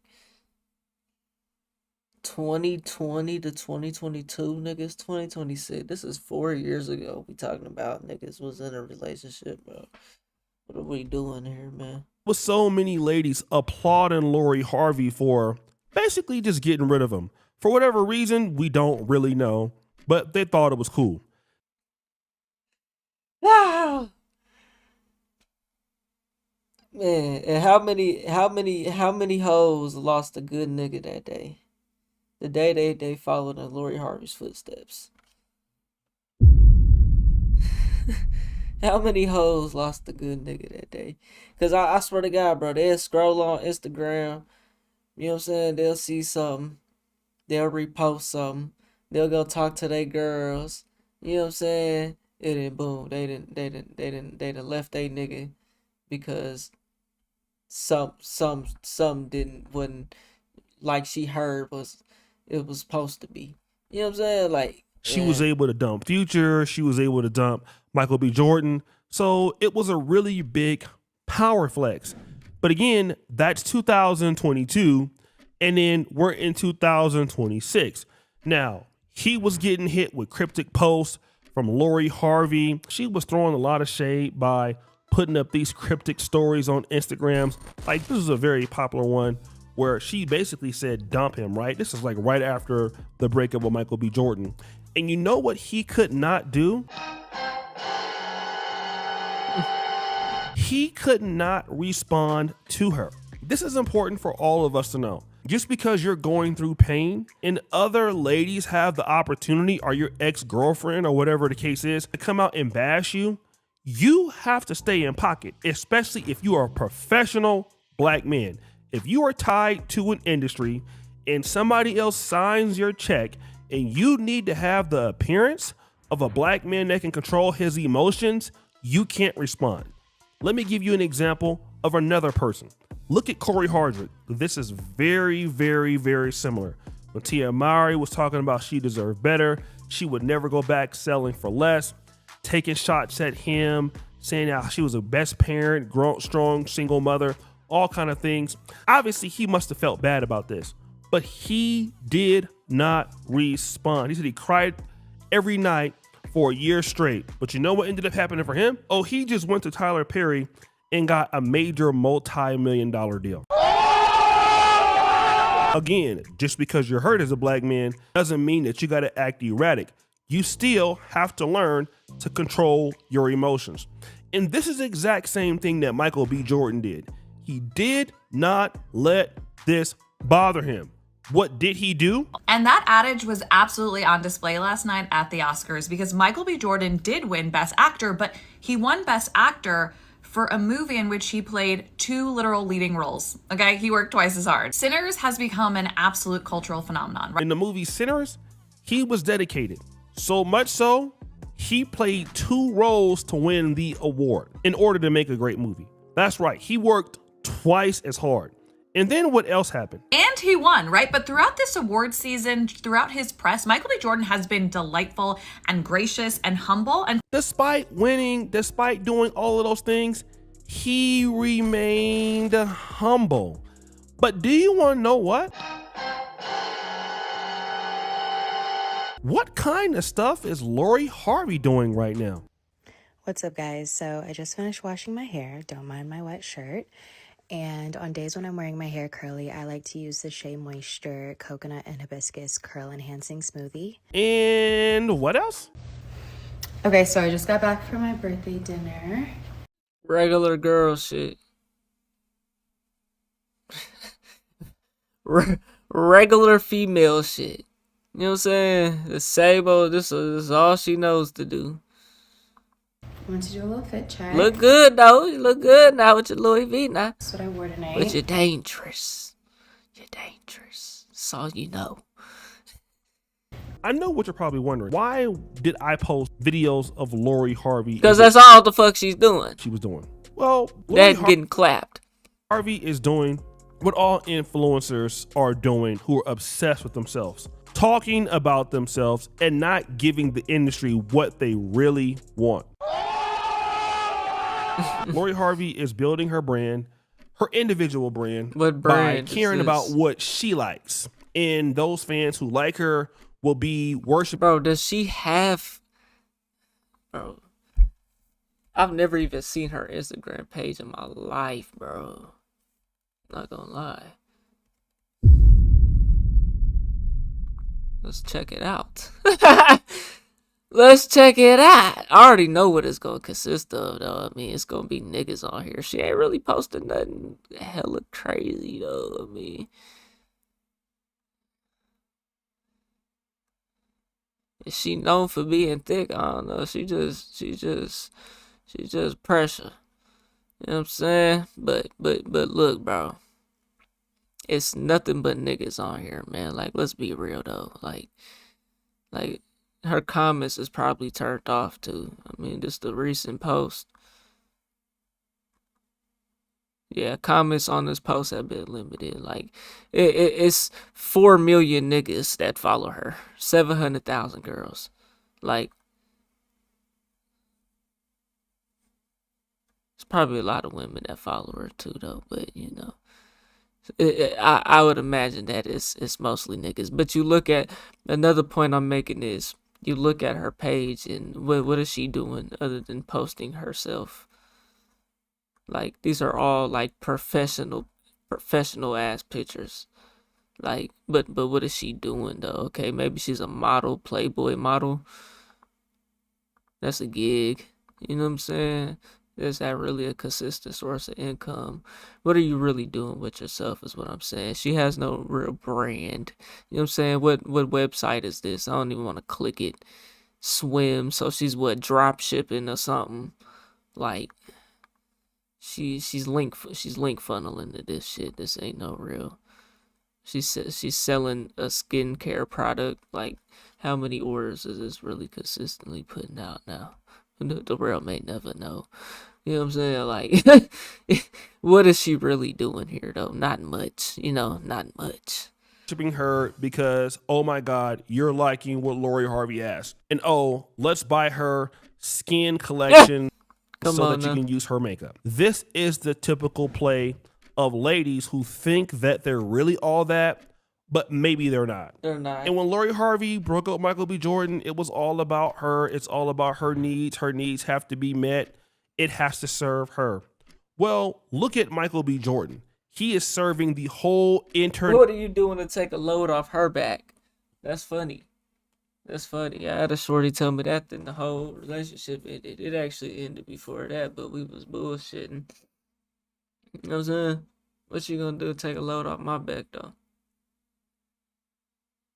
I'm the one who need a load off of my back. I'm doing this, I'm doing that, I'm doing that and that. You know what I'm saying? Like, come on now. National. You clocking in and out 8 hours a day. Like, come on now. World. And that's why his value is growing and hers is not. Lori Harvey is going to be declining probably pretty fast in the next 5 years. And it's not because she's not attractive or it's not because she's not beautiful. It's just because Lori Harvey doesn't have any interest on making anybody happy. The only person that Lori Harvey is okay about making happy is herself. Yeah. This is a difference with men. A man's prime is a lot later in life because it's way more seasoned. Talking about if you do it right, 30s to late 30s to beyond. Bro, all a woman's prime is her looks, bro. Like let's be real, bro. You know what I'm saying? Like, now, as far as maturity, that's a whole nother thing, you know, and that comes with your attractiveness for sure. But like, whenever you talk about a man's prime, it's not the same as a woman's prime. A man's prime is all the way put together, bro. He's mentally, he's financially, he's everything. A woman's prime is just like mainly based off of her looks, is what I'm saying. You know, like 20 years old, 25 to 30 years old, that's the woman's prime. 20 to 30 years old, that's her prime. And then, but that's based off her looks. A man's prime is he's 30 years old. You know what I'm saying? Put together financially and mentally. You know what I'm saying? And in every aspect, that's a man's prime. But a woman is just she don't even have to have her life together for real. As long as she's looking good, she's in her prime. You know what I'm saying? All the successful men that you see in your day-to-day life, they're always going to be older than us. Yes, there will be outliers and anomalies that will be relative to our age, but it's usually people who are significantly older than us. That's just how it works. That's just how life is. When I see dudes ready to kick the bucket about some struggles that they're going through at like 18 through 25, gang, just realize it's not your time yet. You're not ready yet. But if you keep on working, you start seasoning yourself, you start figuring out what looks good. Yeah, for a hoe that's been ran through by all the niggas, like, that doesn't make sense. Why is it that the nigga gotta go and at 30 something years old finally find a woman? Why does it gotta take a man that long? You know what I'm saying? 35, 40 years old just to finally find a shorty that is already ran through and just wants to act right now. Now she wants to act right. You know what I'm saying? Like, come on. Ain't nobody got time for that. Now you done all this ripping and running and, you know what I'm saying? All the yo. Now you wanna act right though. You know what I'm saying? It's not like, oh, it just took me that long to find someone who was already acting right the whole time. Like I was acting right. I was getting right. You know what I'm saying? But the whole time you was out running the streets, running the clubs, on the yachts. You know what I'm saying? Like, nah. On you, what does good for you, what makes you money, you get your body right, bro. By the time you are in your 30s, right, you gotta get your body right. That's why men like gotta get your body right, gotta get everything right. Michael B. Jordan end up winning later on in life. And I wanted to talk about this, especially to you brothers out there who might be younger or things are not really going your way and you come onto some hard times. We're all going to come in hard times in life, right? That's why the scriptures say, man born of woman shall surely pass away and his life is full of trouble. So your life is going to be full of trouble.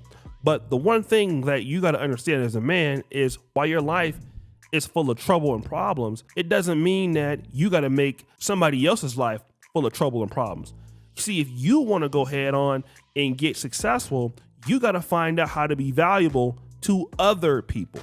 Okay. And that's what Michael B. Jordan did. He said, I'm going to work twice as hard to be valuable to other people.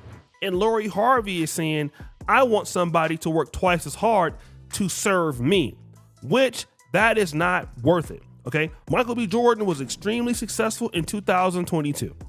She didn't like that version. She's actually gotten worse. He's actually gotten better. And even if she really wanted to date him, she would have no real opportunity. It's not because she's not beautiful. She blew it. She just don't have anything to offer. Yeah, she didn't she grow blew in the last 4 to 5 years. She's still the same person.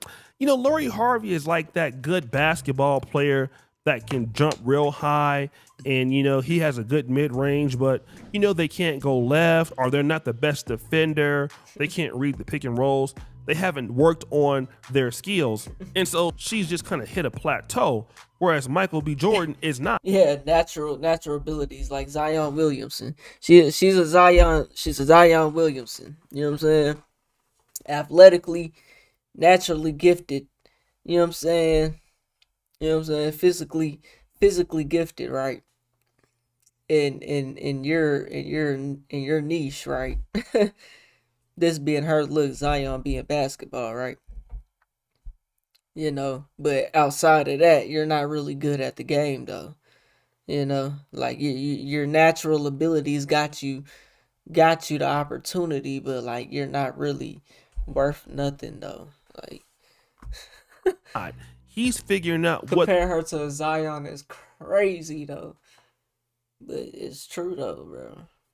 Zion ain't good for nothing. All he did was dunk on niggas and block shots, nigga. And barely dunk on niggas. He ain't even like he be dunking on niggas like that.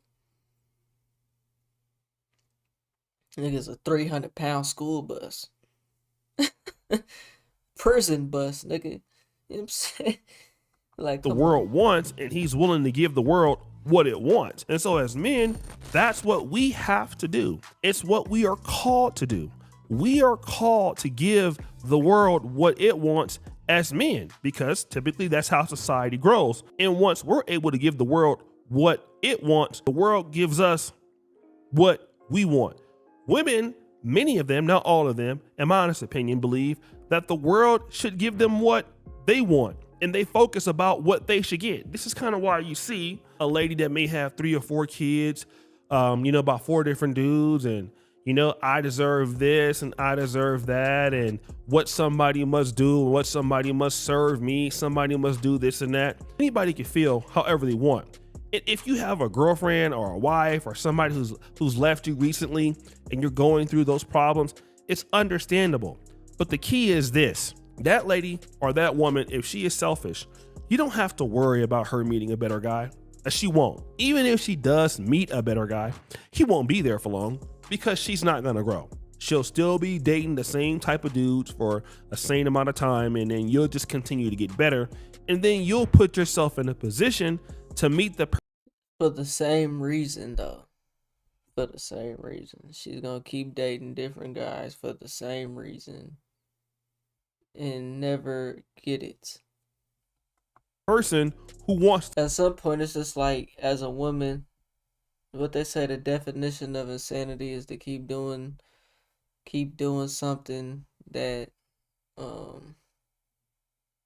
keep doing the same thing and expecting different results. That's insanity. Like, it's like y'all keep trying to get something out of a man or whatever, and you don't get it. It never works out. You might be doing something wrong. You know what I'm take you to the saying? next level. And that's the one great You thing might about be life doing that I something love. wrong. As long as you are looking to be more valuable and giving people what they need in ordering to be a good person, you're going to get rewarded. Just like Michael B. Jordan.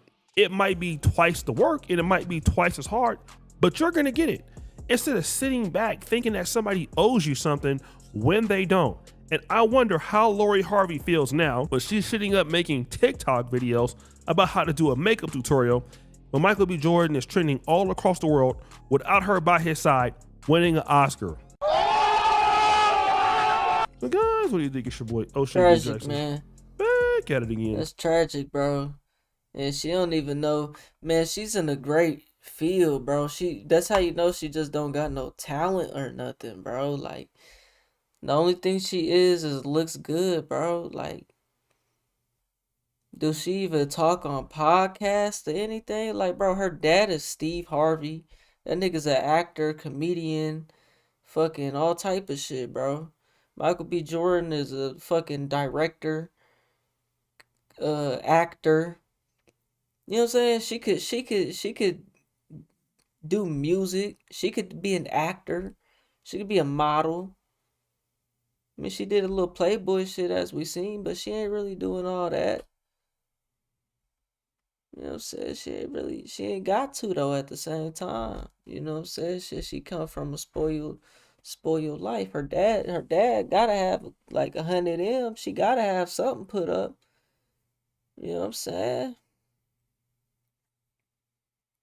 Listen, if I get my kids $10 million in a high yield, if I get them $10 million in SGov, you know what I'm saying? High yield savings account. And you better not spend the 10M. You only spend what the 10M is making you in interest. And then you need to figure out how to flip that and make some more money. That's your livelihood. That's all you getting from me. You know what I'm saying? Cause what 10M at 3% is $300,000 a year. Come on now. Come on now, man. Like, you good for life. It's not a rich, extravagant life, but you got to figure that part out. And don't touch the 10M. Only what the 10M makes you. With another episode of You know what I'm saying? Like as a daughter, say I had a daughter like that, cause I already know it don't matter boy girl, you know what I'm saying, but especially as a daughter, cause what we talking about Lori Harvey here, you know what I'm saying? You to keep that 10M, don't touch the 10M, you know what I'm saying? Don't touch the 10M. I expect the boy, the man, to actually go make some more money though, but you never know, niggas be on.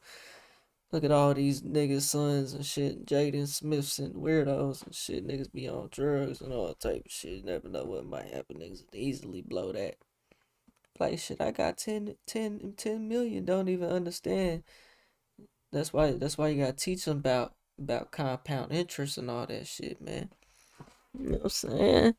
That's what you gotta teach them, bro. But man, y'all let me know what y'all think, man. We on the road to 100K, okay? If you want to hit that like button, subscribe button, and turn on all notifications, slap the dog shit about yourself. That's the first thing you should have did when you clicked on this video. I get at you on the next one, and I'm gone. TYP the 9. Alright, chat. That's gonna be the end of the Michael B. Jordan shit for this stream. I don't know how much longer I'm going to be on here. That's 3 videos. I need to get... Oh, boy. Fire weather watch. So we was in risk of tornadoes. Now we're in risk of fires. This shit's crazy. It's because it's hot and it's windy. That's what it is. That's crazy. So look, man, we're gonna do this body cam. It's time for a body cam. What's good with y'all in the chat, man? I see y'all niggas. AC Walker, Miss a Little Bit, Ariel, Joni Ariel. Appreciate y'all sliding through, man. I ain't live on the Twitch or nothing, cause I was trying to, but I went live by accident, so I just had to play it off. They said some lady's chained in the basement. I don't know if that's true. Yes, there actually is a woman chained up in a house. Officers from the Louisville Metro Police Department in Kentucky are dispatched to a neighborhood after a 911 caller reports a woman chained at the neck, yelling for help from a broken window of a house. As officers arrive at the location, they have no idea how fateful their actions would soon be, as the full story plays out on their body cams. Pretty good now? Yeah. I got a bunch of loot. Yeah, it's... This nigga dropped this clip. That was hard. Which window she kick out? Huh? Which window she kick out?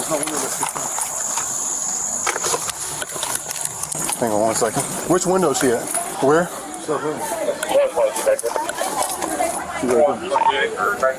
213 Baker to be to radio. Be advised, we do see a female chained up at the top window.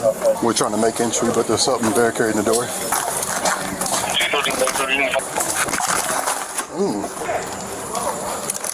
Yeah, this board's there too. He's boarded up everything. Everything's boarded up.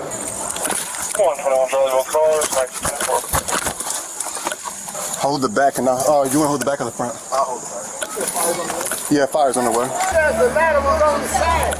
There should be a ladder on the side. There you go. You want to get up there? Or we'll climb through the window. They nailed everything shut. Well, we got this though. That's crazy as fuck. They say she kidnapped to the floor. Try to kick the door in, but everything is boarded up.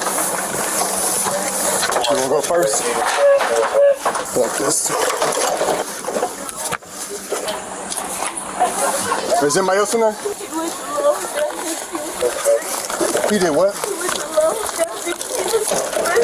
Is he Hispanic? Hey, there's a Hispanic male down the street with his friend. That might be who it is. He's got long hair. Long hair on the top or the sides? Yeah, he's got long hair. God damn, nigga, she got a chain around her neck. Where's the kid? Hold on, now. Who it is? He's got long hair. Long hair on the top or the sides? Yeah, he's got long hair. Where's the kid? I know he's got it on his chest. And he's got it on his Yo. But there's no one else in here, right? No, you can check. There's no. Is it just you in here? No female? It's me. And I got close enough to get the window. To kick the window. I didn't even cut my leg. I got close enough to kick the window. All right, we got fire coming, so give us a second, okay? I'm sorry. No, you're good. Anytime you do the right thing. You can check everything. There's nobody else. So is he a clean cut Hispanic male? He is, yeah. He's got down the long street. hair. He's got long hair. He's kind of big. Huh? Yeah, let's clear real quick. Make sure. No, we got his kittens down there. We got 5 kittens. So is this like his girlfriend? Or he took her off the street or something? Like.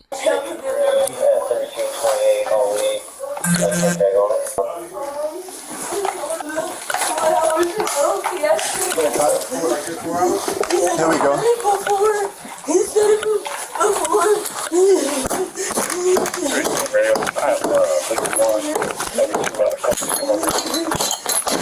Hold it on her neck so it don't break it.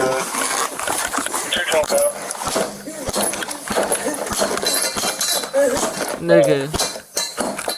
Your ass gonna be there all Stop it. There we go.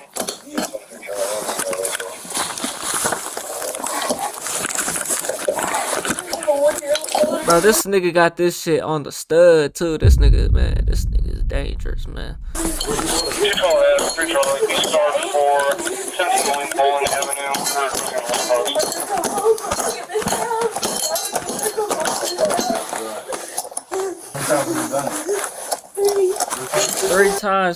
Three times he's tied her up like this.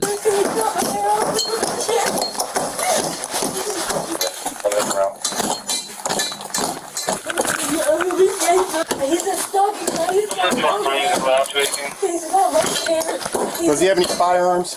No, I don't think so. North 33rd and Portland Plaza. As long as she can go look at the dairy market. What's this for? My nigga, just go look for the fucking drill. Gets me to dance, niggas. The drill's probably right behind him somewhere. I think fire's good. You suck. There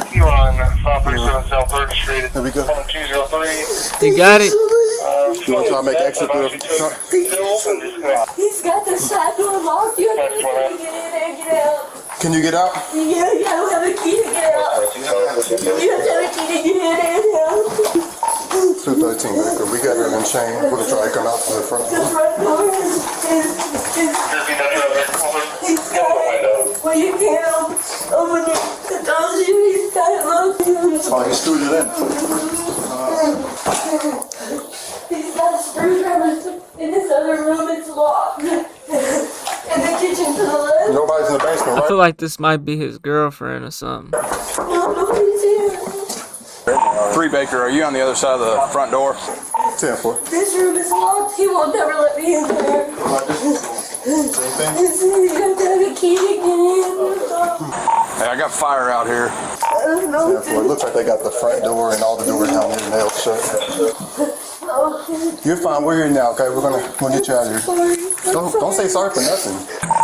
You need fire to force this door? 10-4. We're clear. We can go and force it. You bust that door? All right, let's go in here real quick, okay? That's fire. They're forcing the door open for us. He called me on the phone. He's like, I can see this lady. She's chained up. I was like, I'll be right there.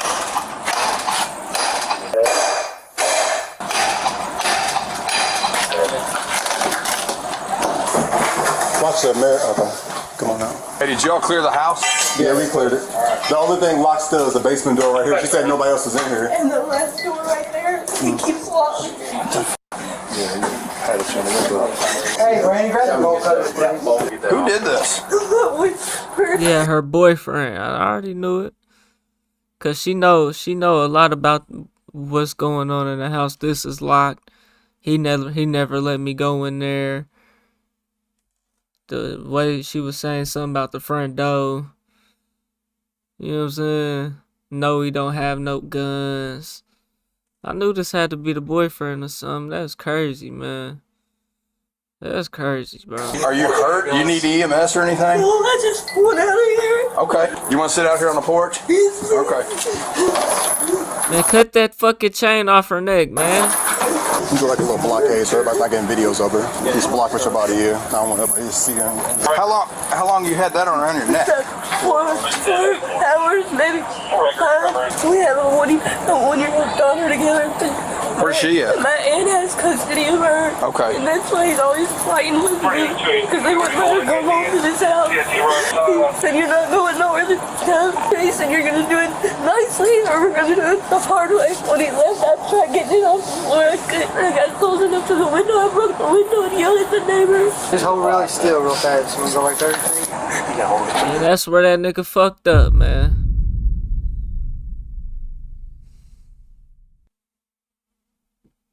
That's where that nigga fucked up.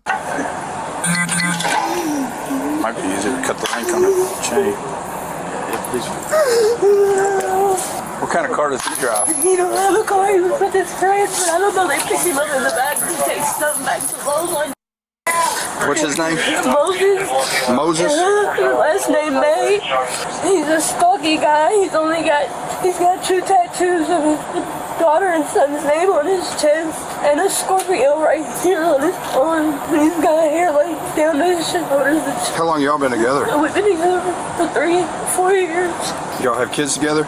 We have 1 daughter. You said you don't need EMS? No, I don't need Okay. EMS. Yeah. No, you're not sorry for nothing. And y'all. Man. She's sitting there saying she's sorry, bro. Cleared the house. Yeah. Good. I mean, yeah, we can go back again to double check. Let's run another search just to make sure. Like 10 kittens. Is there dead ones around? No, but Because there's like some death smelling over I here. know. I told him to take care of him, and there's already 3 missing. I bet that whole house stank. I don't know if he killed him or what. I got straight forward. Police.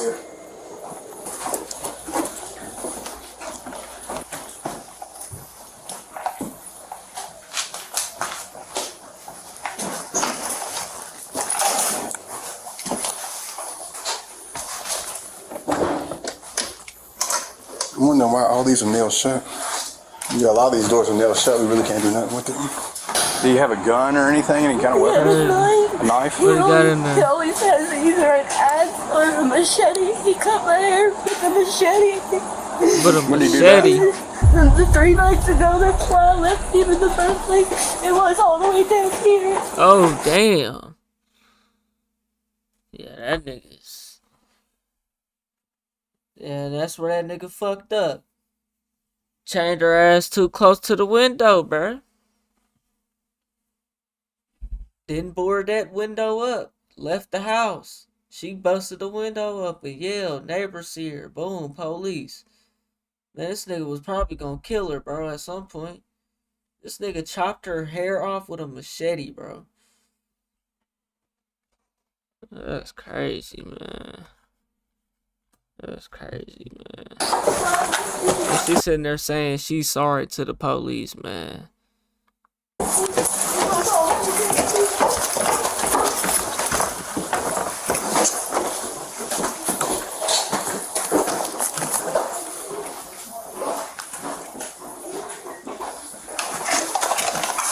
Should I take a picture of it?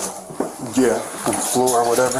It shows what she... Chained up right here. Yeah. That's the chain right there. Yeah. Or that's where it was connected to. Did she rip herself off of it, or did fire come in? No, we had to hit it with this axe. Dang.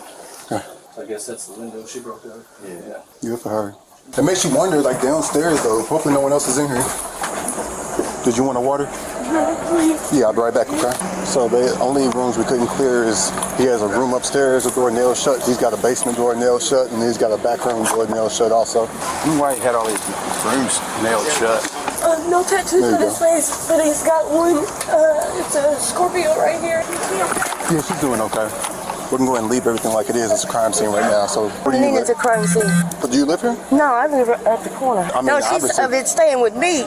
She stayed with me last night. She's fine. Do you know what the male looks like? Mexican. Long hair. Long hair. Is it clean cut or is it just long? I really don't look at him too hard you're good. because I think he's ugly. Oh, okay, you're fine. Be careful because he's got a brand new machete. He always carries a machete. Is that I don't know right? if it's here. Brand Did he hit new you or machete. anything? Is he... He smacked me in my face. And you've been here for, you said...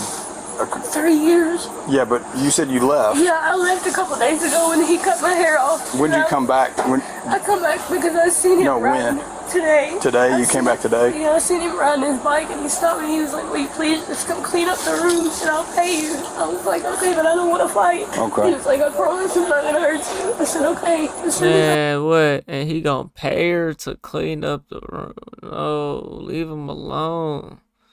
That's after he cut the hair off. I came in, he smacked me, he locked the door with the key, and I knew as soon as he locked the door with the key that he wasn't gonna let me go. Okay. Damn. This second story window right here. Okay, so it was open. Yeah, so and she said they're saying she's sorry to the police. Y'all think she's still gonna keep fucking with him though? He probably gonna do some time with this shit though. I ain't gonna lie. This nigga had her chained up, cut the hair off. They gotta give Mary Bit a 10, bro. So she got some time to think about it. And then she was just... Yeah, she was able to get close enough to the window and push the glass out. And she was hollering for help. And this lady, I think, that's getting out of this Kia, actually the little girl heard her hollering. Okay. She's like, Granny, that lady's yelling for help. She got a chain around her neck. She's actually the one that called 911. I guess they live there? Yeah, they live right there. But I got her name and phone number. Okay.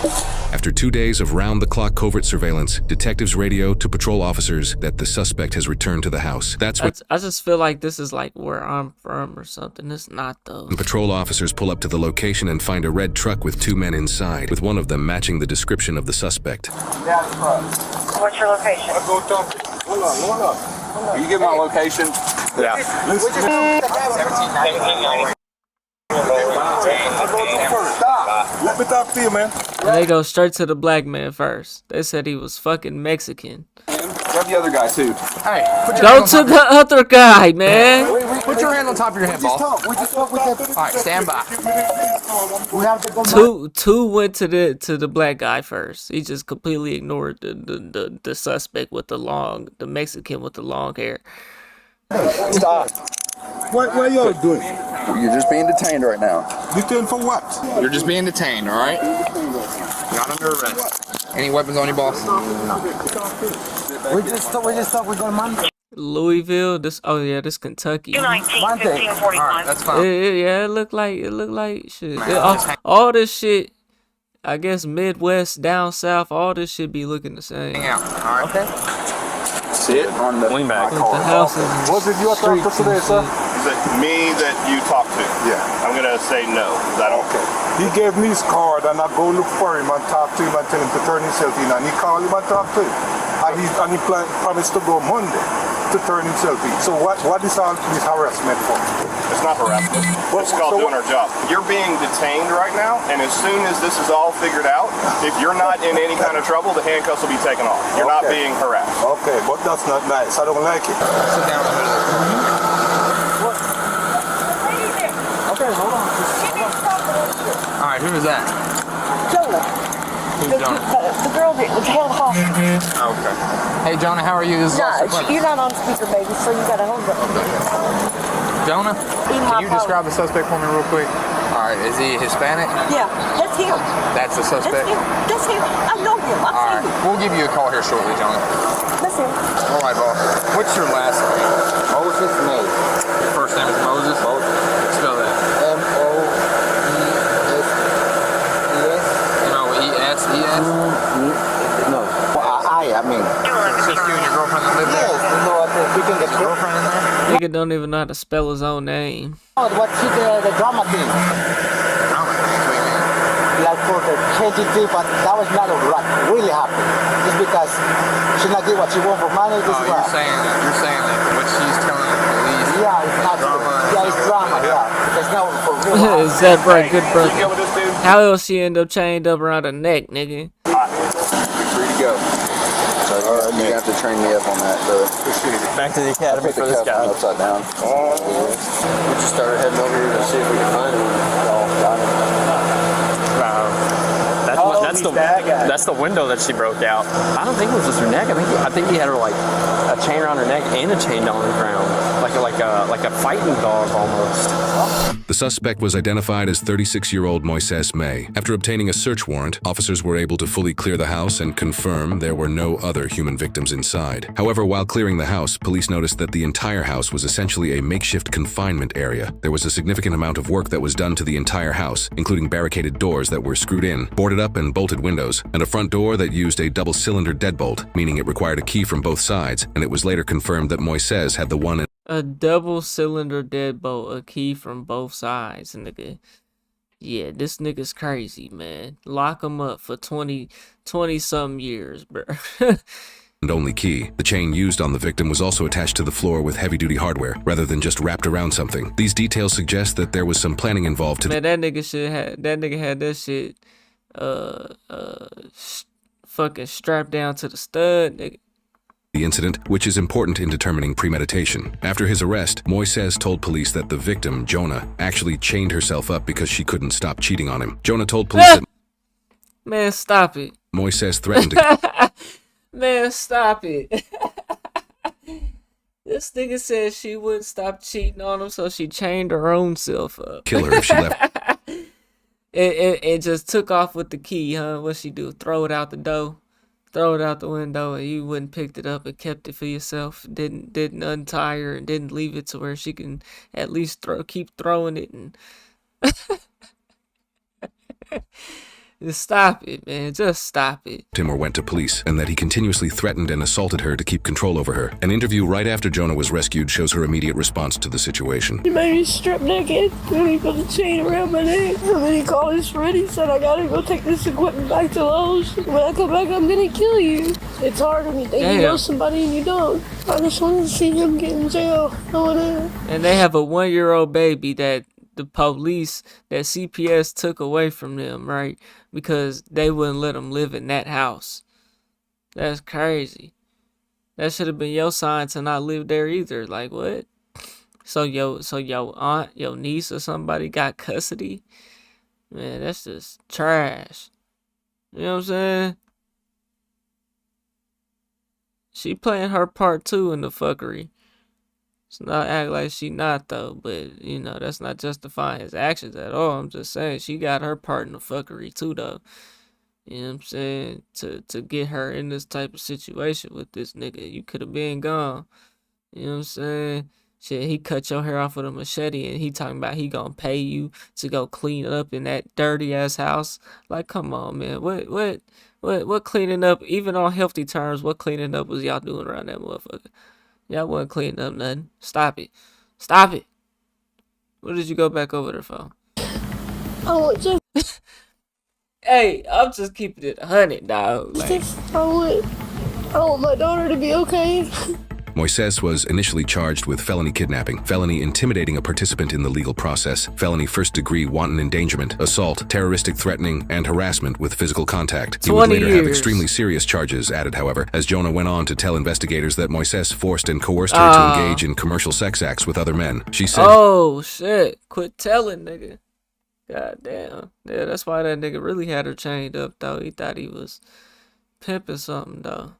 He arranged 5 of these encounters in exchange for money. This new information... Yeah, that nigga thought he was pimping, dog. He got her pregnant. Man, that's what I'm saying, bro. Like, man, some of these women, bro, they really be getting taken advantage of, bro. Because they don't be having nobody, or they feel like they ain't got nobody, bro. And they go run the streets and run around with niggas like this, bro. Like, that shit ain't cool, bro. That shit ain't cool, bro. And combined with the high likelihood of premeditation due to the... Cause niggas just take advantage of them, bro. Like, and they don't even be knowing what they be getting themselves into, bro. Just like that one shorty I had reacted to. Them niggas had, went back to her hotel. 2 niggas went back to her hotel with her, bro. And they drugged her and she ended up dying. I'm sure they both had sex with her. You know what I'm saying? Took her credit cards and went back to spring break in Miami, nigga. Like, took advantage of her because she was out there by herself, bro. Didn't have no friends, was probably trying to make friends or something. You know what I'm saying? And boom, man. House being up. rigged up as a makeshift confinement area led to prosecutors additionally charging Moises with 5 counts of felony human trafficking. This case eventually went Hey! 30 years. to a jury trial in Jefferson County, Kentucky, which prosecutors said was the county's first ever human trafficking case to go to a jury trial. Theoretically, the maximum sentence Moises could be given based on all of his charges 75. is 75 years in prison. However, after deliberation, the jury found Moises guilty on all charges and recommended the judge sentence him to 35 years in prison for his actions. Nigga. The judge later sentenced Moises to 30 years in prison with the eligibility for parole after serving 20% of his sentence, which is 6 years. And past year, Nigga, fuck that. Fuck parole, nigga. You need to serve that. You need to serve that. This nigga had Shorty chained up. This nigga had Shorty chained up though. That's some wild shit, man. You gotta be nigga, so he could do 6 years, get out, and start talking to her again, right? Yeah, and she could fall for the bait. Right. Have another baby with him and chain her up again. Like, so 30 years with parole. After 20%, which is 6 years, 20% of 30 is 6. That don't seem right. and recommended the judge sentence him to 35 years in prison for his actions. The judge later sentenced Moises to 30 years in prison with the eligibility for parole after serving 20% of his sentence, which is 6 years. In past years, Kentucky law used to require a person convicted of a Class B felony to serve at least 85% of their imposed sentence before being eligible for parole, meaning Moises' kidnapping charge, which is a Class B felony, would normally enact this 85% rule. However, this statute was recently revised in 2024. Now, a Class B felony must involve the death or serious physical injury to the victim. Because Jonah was found alive with no serious physical injury, it allowed Moises to be eligible for parole after serving just 20% of his imposed sentence. Moises will be 44 years old when he is eligible for parole in 2031. Wow. That's crazy shit, bro. This Afro man. What y'all think, man? Y'all think that's justified, man? Y'all think he got a slap on the wrist? You know, what y'all think about her? You know, y'all think she played a part leading into this where she had the opportunities to walk away from him but stayed around and inevitably that's what it turned into, or I don't know, man. Y'all let me know what y'all think. We on the road to 100K, okay? If you ain't hit that like button, subscribe button, and turned on all notifications, slap that all shit about yourself, because that's the first thing you should have did when you clicked on this video. I get at you on the next one, and I'm gone. TYP tonight. Alright, chat. I kind of want to do another body cam, though. Oh, my knee.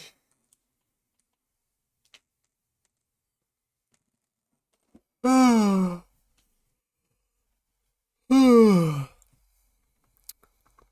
took a good nap earlier, man. This whack one.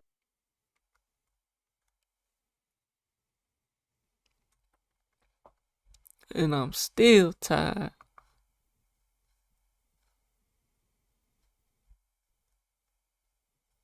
What we watching next, man? Is we gonna watch this or not? It's doing numbers.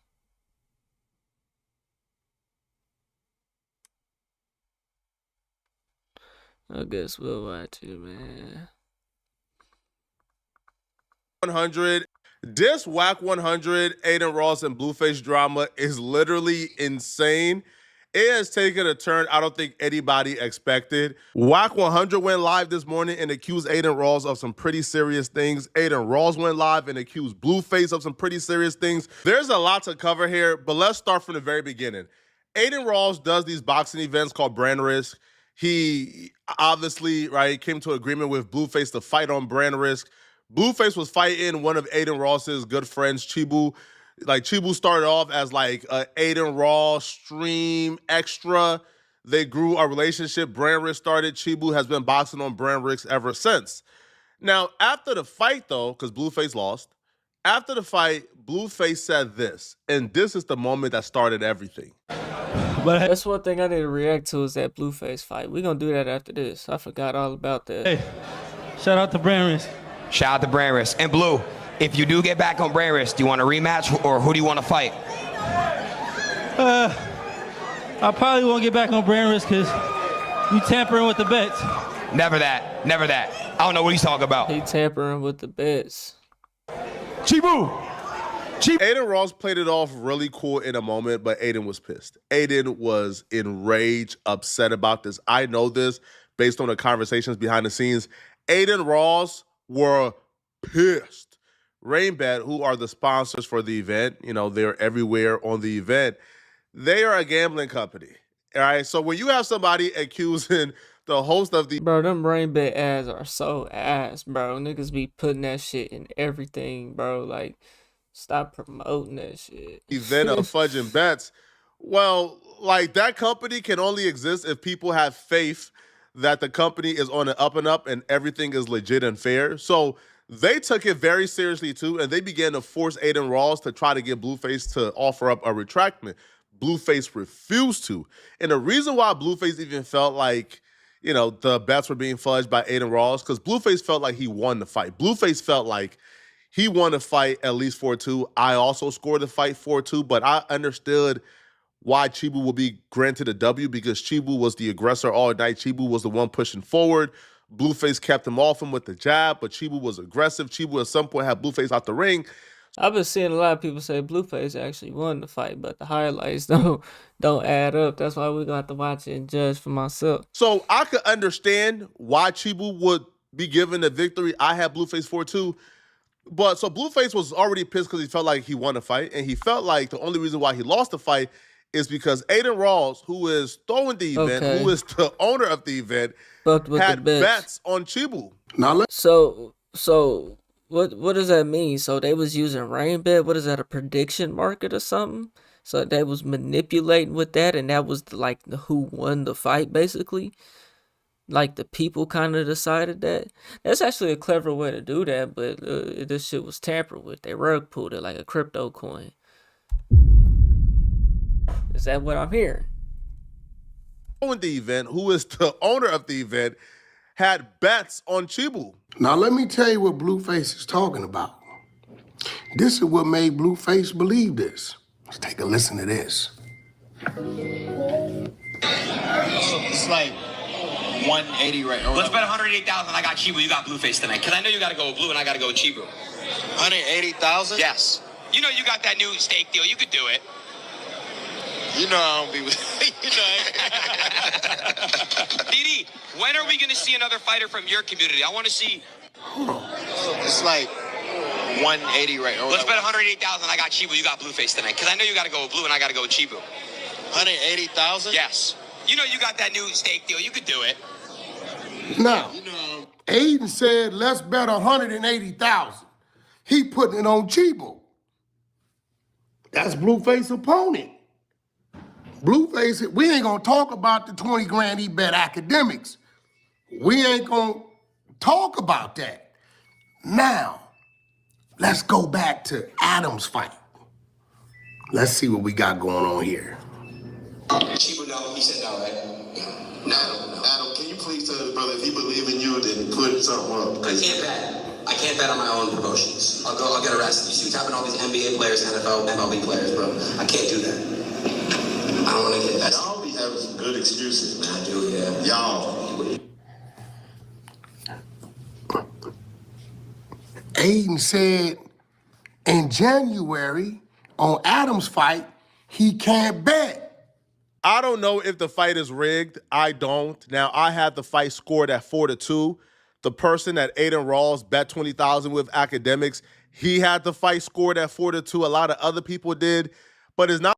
I mean, What's wrong with him betting on the fight though? I mean, I guess he run it so like he can determine the scorecard. So like what he's saying, like the judges at the fight, he paid them some money to make him win or something. Like I guess how much money do y'all think he paid him is the question. Like if he willing to do 180,000 with DDG, with another 20,000 with who, but then nigga, I guess I don't know.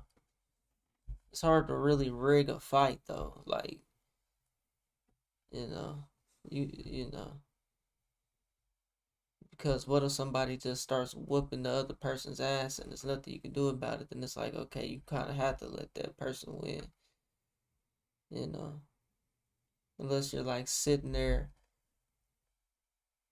on a live walkie-talkie type of shit and it's a close fight and we gonna be like, oh yeah, let's let this nigga win. You know what I'm saying? Like Floyd, like Mayweather and Pacquiao, nigga. I think it was Pacquiao or some shit. When that nigga was just running and pacing the whole fight. It's like, okay, in that instance, okay, if we sitting there on the phone or whatever, we can say who we want to win type shit. But from the highlights that I seen, they saying he was whooping that nigga ass. But the comments say Blueface won, so I don't know, but I like Blueface just completely destroyed Chibu. I could see how the judges could vote for Chibu.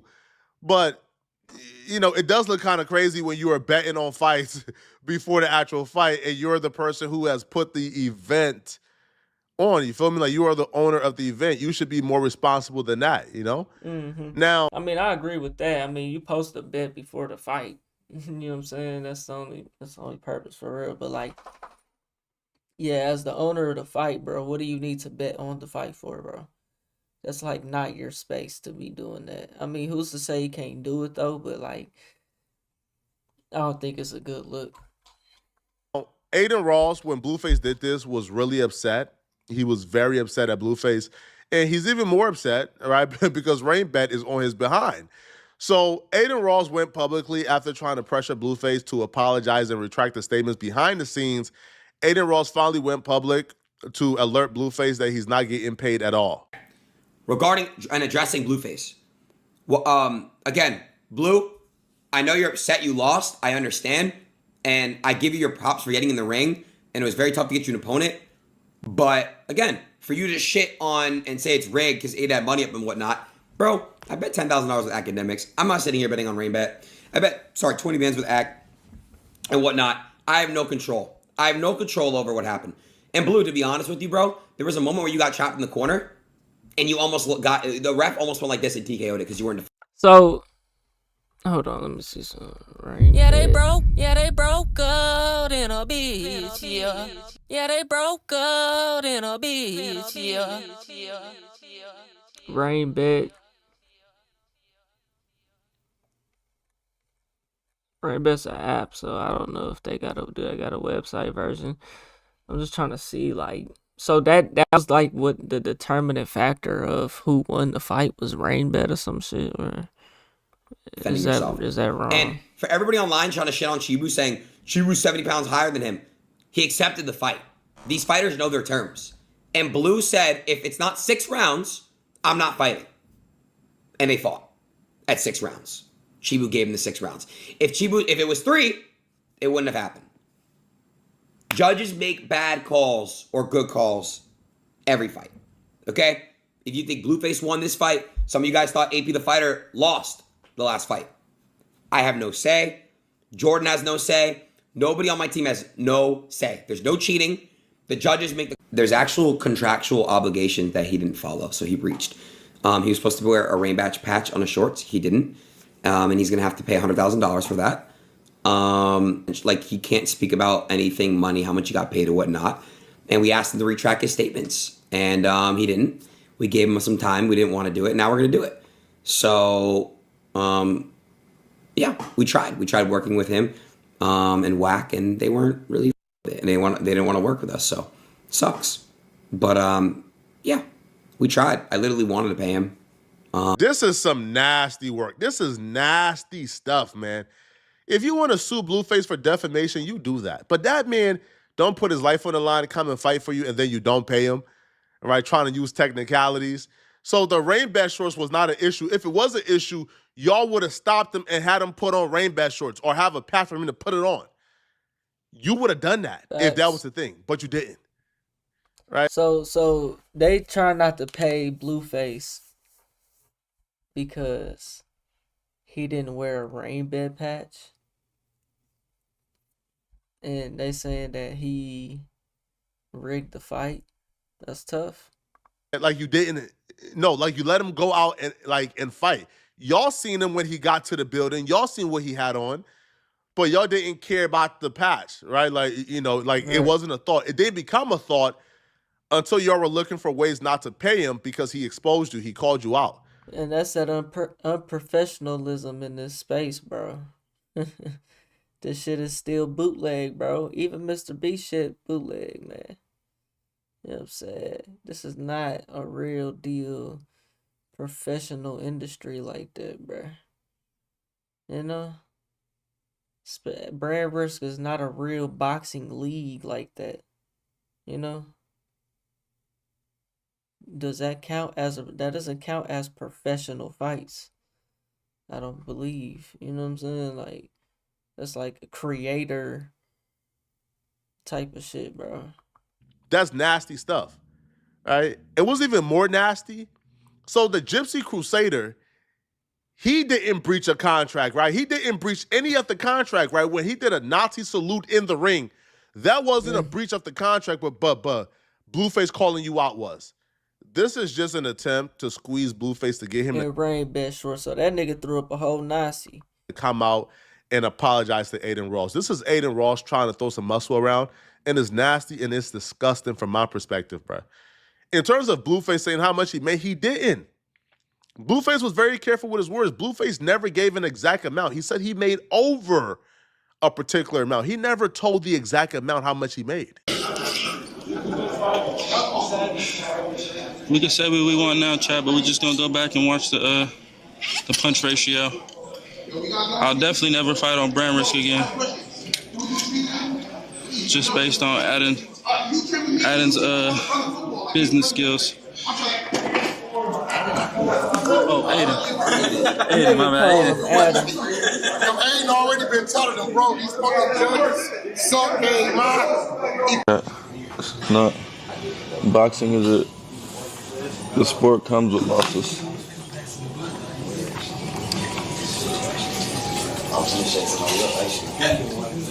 How much did I make on the fight? Oh, I'm gonna tell you how much I made, but I'll tell you that I made over 300,000. I'll let you guess from there. And that's just for the fight. That's not even including nothing else. So it's definitely a celebration, chat. WAC 100 is who negotiated, like Blueface payment, et cetera, et cetera. Obviously, he's Blueface manager. He's the one who negotiated these things for him. So WAC 100 is very familiar with the contract, but WAC had to contact his lawyers just to make sure that there was no clause in there with the rain bat shorts and the patch on the shorts and things of that, right? And things of that sort. So WAC 100 would say after contacting his lawyers that Aiden Ross lied, that there was nothing in that contract about Blueface having to wear a rain bat, patch on his shorts. Like, that's just not true. It's just false. And WAC would also accuse Aiden Ross of doing some pretty disturbing things as well. Yo, 9:15, y'all tune in. Sorry I had to come to this, but the 100 So YouTube channel, the truth about Aiden Ross and the boxing match, right? And his sexual advances at people. Hate to say it, but he tried his bully tactics, and I guess he thought we was gonna go street, and we kept it corporate. Aiden, nothing in the contract supports what you talking about. We'll play the long game, but I want you to tell the people on how you tried to use your Jewish ties for whatever reason, as if I had a problem with you being Jewish, and how you continue to make sexual advances at me Yeah. Nigga, you better check that nigga jaw. Man, what you scared the Jewish boy for, nigga? You better check that nigga jaw. He making sexual advances at you, nigga. What do you mean? Hey, yeah. Me and Aiden gonna be in that ring next. You know what I'm saying? No sirree. No, no, no sirree. What you wanna do? You know what I'm saying? Hey, we gonna have to get that one down, Aiden. You know, I'm checking jaw on that. Nigga, but talk about he keep making sexual advances, nigga. What you mean by that? You, your Jewish ties, for whatever reason, as if I had a problem with you being Jewish, and how you continue to make sexual advances at me. Just the other day, after I asked you time and time again, can you please respect that I'm a straight man? But you whack 100 the gangster. Oh no, but you keeping it corporate though, huh? You keeping it corporate though. You talking about some paperwork and documents and contracts and stop the tomfoolery. Stop the tomfoolery. You know what I'm saying? Stop the tomfoolery. Nah, we checking jaws over here. Ain't none of that. I would've had to tell you one time, nigga. One time after that, either you ain't gonna see me again, or I'm checking jaw, bro. Simple. That's the two options, bro. You know we got the content. So, Wack will also post messages of Look at this freaky ass nigga. He like that shit. Aiden Ross saying they could kiss and make up. Nigga said, bro, I'm owed monies. Who talks like this? I hate the term monies. Like that shit is retarded, bro. They be over here trying to be too fancy with English and shit. Like, come on. This is slang culture. This is like slang language. The sexual harassment. I'll be real. This does look kind of crazy, man. Freaky like this old does nigga, look man. pretty insane. Okay, so Wack will say, "Bro, I'm owed monies. You think it's funny?" Wait, so what does he say at the top of that? Does it even show a kiss and make up? Of Aiden Ross saying they could kiss and make up. I guess this is like the sex look kind of crazy, man. Like this does look pretty insane. Okay, so Wack will say, "Bro, I'm owed monies. You think it's funny? It's not. I don't do bad business. But again, everybody has his day. I've been doing this a long time. I ain't them. I would never allow this to happen to anybody on my watch that I claim was a friend ever." Now, and Aiden Ross says, "Please, question mark." So, well, here, you can't even see that part. Let me just make this smaller so y'all could actually see like what I'm seeing, okay? So, apparently, like, Wack is writing this in a group chat with academics and others. So, Aiden says, please. So, Aiden, I'll be real, I've been warned y'all about Aiden. This white boy is trying to humiliate them. It's not even about, like, trying to work. No, he's trying to humiliate them. Say, please. Oh, he's saying, please, can we kiss and make up? Wack is like, bro, my guy, I'm not gay, and I don't fear no community because I have partners and friends amongst them all. So Aiden Ross would then say, bro, I'm solid. Nobody gonna come to Compton and bless these communities. We got so much ish to do to save the world. Yo, this white boy is disgusting. Is that right? Yo, Aiden is a disgusting human being. Nobody's gonna come to Compton and bless these communities. We got so much shit to do to save the world. Is that right? Is that how you feel? That's tough. Now Aiden Ross, that nigga did come to that nigga came to Tulsa. That nigga came to McLean with Zeus and B. Lou, Charleston White. You know what I'm saying? At a little football camp. So that nigga be in the community, but that's tough. But they call them culture vultures. You know what I'm saying? Lie, bruh. So then Aiden starts to troll. He says I'm gay. He says, "Are you rejecting me because I'm white, Jewish, and gay? Wow, an anti-Semite, homophobe, disgusting." So Wax The fact niggas is talking like this through text messages is starts to think that maybe Aiden Ross is trying to set up these messages to get Wack to say something crazy about that community, so he could also use that as a reason not to pay them.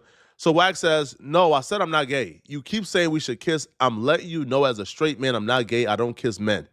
that nigga's a little bit too calm on that for me, bro. And Wack says, "And what you don't know is I have many friends and business partners among the community. That tactic doesn't work with me. Try again. Please take that approach. I don't think..." So Gaden Ross. Notice how that just slipped out naturally? That's tough. So this nigga's rainbow. He can taste the rainbow. Aiden Ross can taste the rainbow. "You know me very well. I'm the street guy with a transgender reality show. Don't work, bro. Too many of my friends are part of I'm the what? that community." Aiden says, "Hey, yo." Wack starts naming like the various shows where people is on that. Yeah, so I don't I'm not phobic. That's basically what he's saying. Like, bro, what are you proving to this? Nigga, ain't you the gangster, nigga? Cut it. Now, Wack calls it out, and Wack says, "You're trying to use race and Jewish attacks. Never from me. I have too many Jewish and all race friends and partners." Aiden Ross says, "Bro, call your lawyer now, like right now." So Wack says, "Now, calling nothing. He knows what he's doing." He says, "Your lawyer is a bit scared in my opinion, allegedly. I believe in my opinion, I have a strong position here." Wack says, "Oh, you keep thinking he's scared. You new to this, not me." Aiden Ross then will post a picture of two Jewish guys and says, "What do you rate me 1 to 10? I'm a nice Jewish white kid." So he's just trolling Wack, bruh. Just trolling. So Wack will ultimately then take to his particular YouTube channel, and he will break down that the breach of contract that Aiden Ross claimed is a breach of contract does not exist.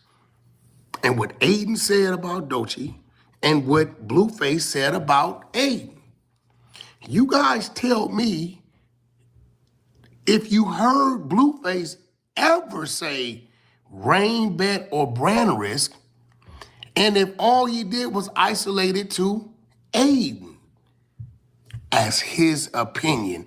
And then I'll walk it down and I'll play some things that may have provoked Blueface to believe these things. So for this to be his opinion. I'm waiting for legal to give me a right to put the contract up so you guys can read it for yourself. I have text messages of Aiden asking me to ask Blueface to lie about certain things, and I denied it. I said, no, that ain't happening. I didn't even tell my client, I didn't even relay it to my client that this man wanted him to lie about certain things. Why he wants him to lie about certain things, I have no idea. I have zero idea.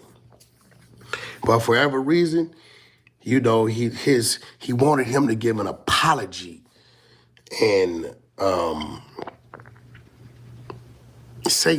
Man, I don't know why folks keep running to the white man. I don't know why y'all keep running to no jumper. I don't know why y'all keep running to Aiden Ross. You know what I'm saying? I don't know why niggas keep doing it, man. You feel me? You know, they're just gonna take advantage, bruh. Things like, I don't think Rain Bet rigged the fight, when Blueface never once said, never uttered Rain Bet or brand risk rigged anything. Actually, in 2 or 3 different clips, he gave shout out to Rain Bet. But he isolated Aiden and said, Aiden, you. And I'm gonna show you in a minute why he isolated it to Aiden. He never, you know, as far as Blueface know, Aiden's, he's no different than anybody else, you know, that's marketing and promoting something. And, you know, that's, you know, I think this is nasty. I think it's disgusting. I don't think it's cool what Aiden Ross is doing.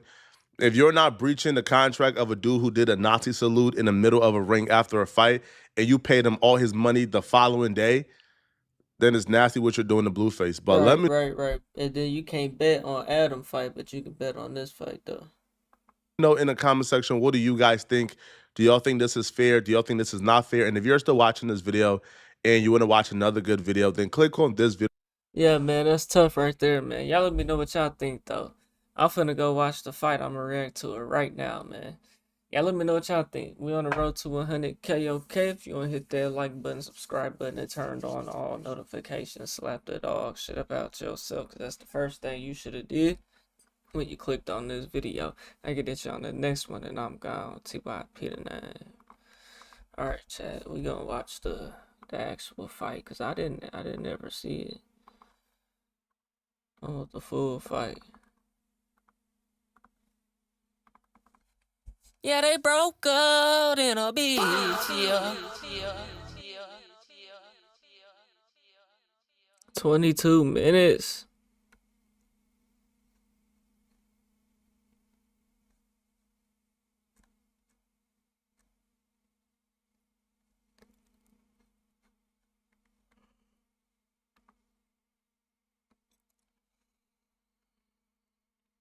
Event, if you're ready. Alright, chat.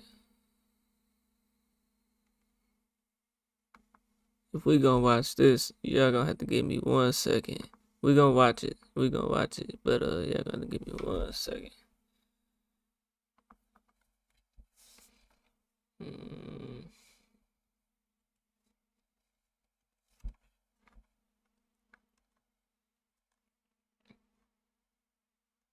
Quick intermission.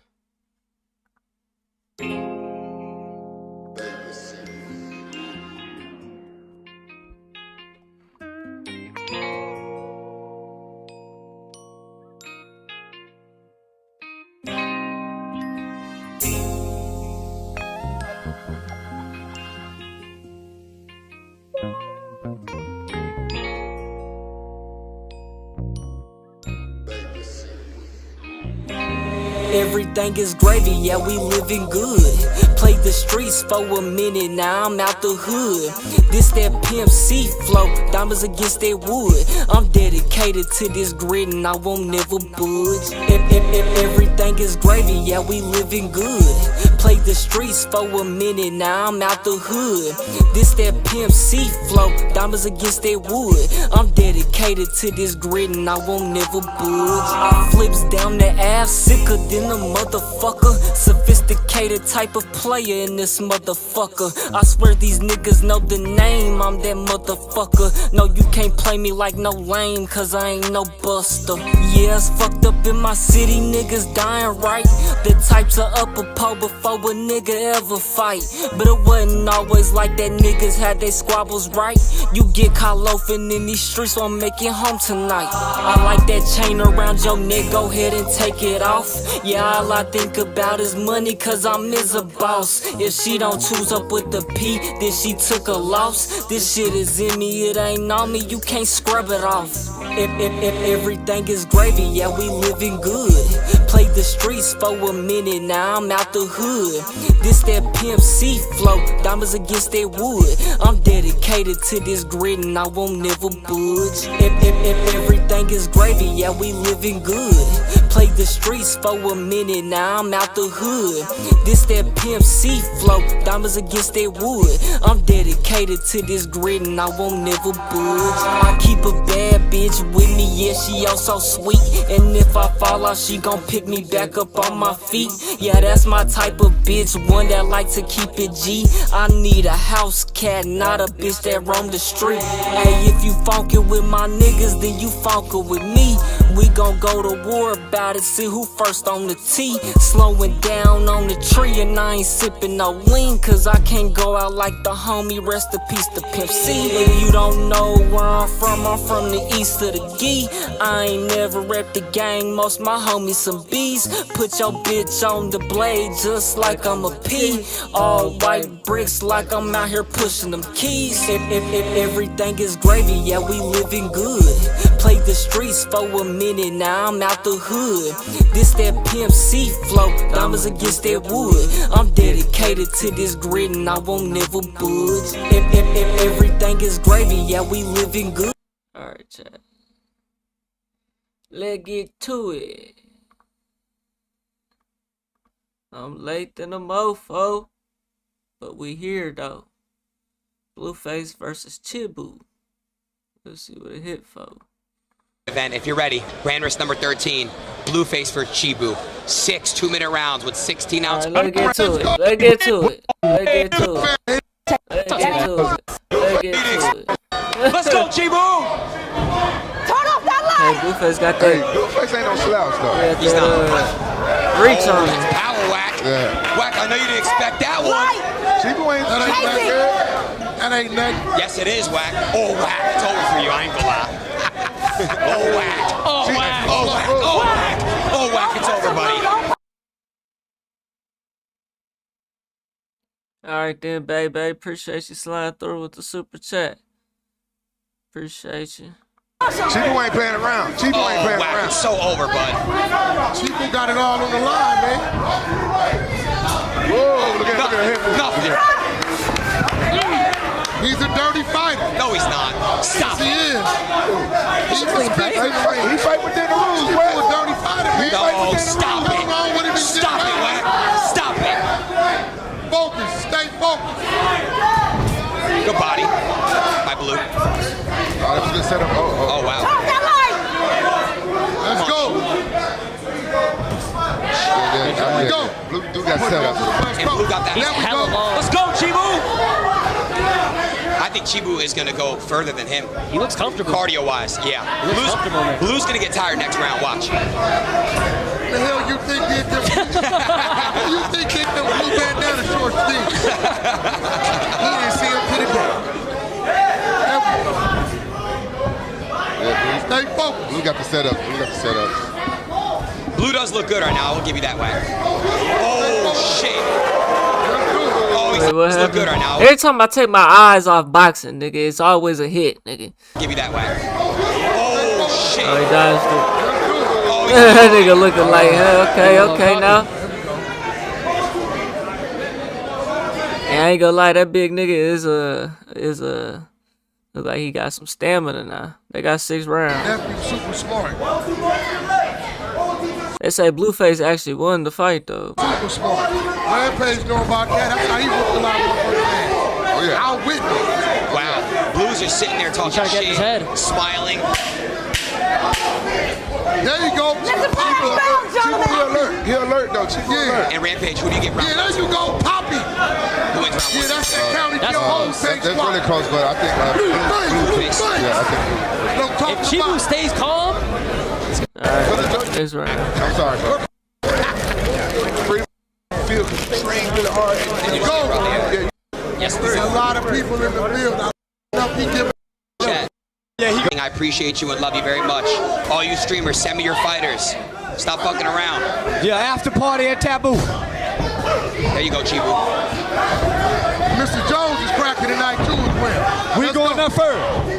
Yeah, we going up first. Then Taboo afterward. Now, Mr. Jones. Yeah, I ain't gonna lie, that nigga Blueface don't look like he got too much of a strike in him. You know what I'm saying? At least not right now. You know.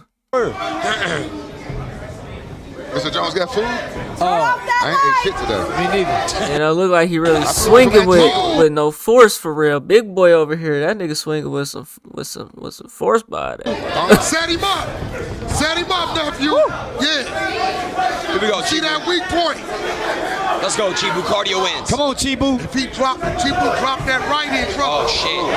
Oh. Chibu don't have a punch combination. He's strong. Oh, damn, he knocked this nigga out of the ring, though.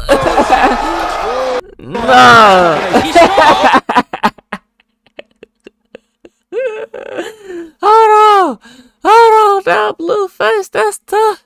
Let's go, Chibu. Cardio wins. Come on, Chibu. If Chibu drop that right in trouble. Oh, shit. Hold on, so. Chibu, cardio wins. Come on, Chibu. If he drop Chibu. So I can't tell if he hit him right there or not. Drop that right in trouble. Oh, shit. It's kind of like he stumbled though. Go, Chibu. Cardio wins. Come on, Chibu. If Chibu drop that right in trouble. Oh, shit. Nah, he ain't stumbled. He get hit. Chibu don't have a punch combination. He's strong. Knock this nigga out the ring. Hey, that's a couple of push. Oh, he's tight. Oh, no.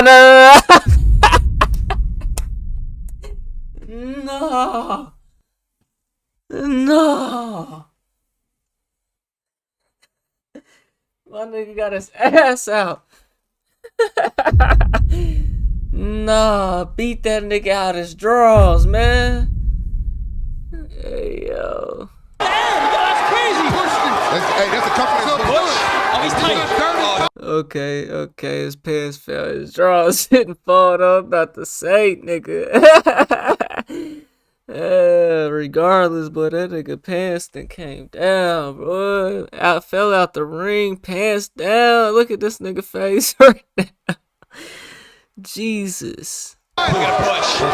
Oh, he's tight. Look at They call that a push. Fat motherfucker. They call that a push. The pants supposed to be tighter than that, though, ain't they? Chibu.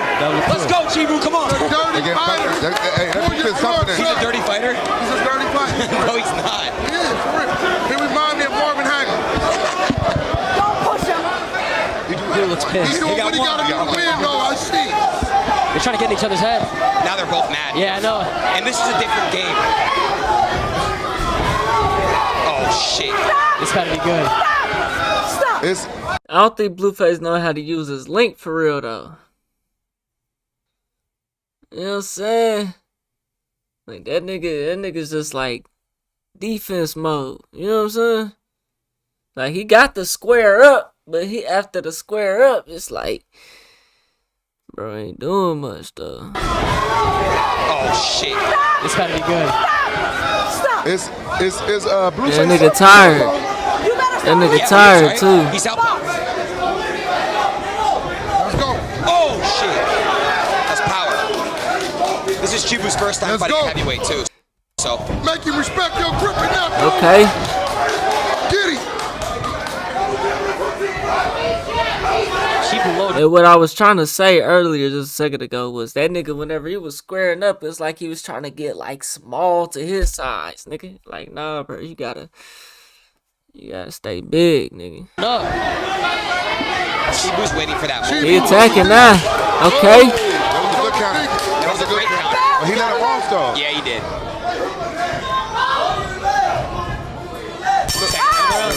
That's a tough round. He respected it a little more.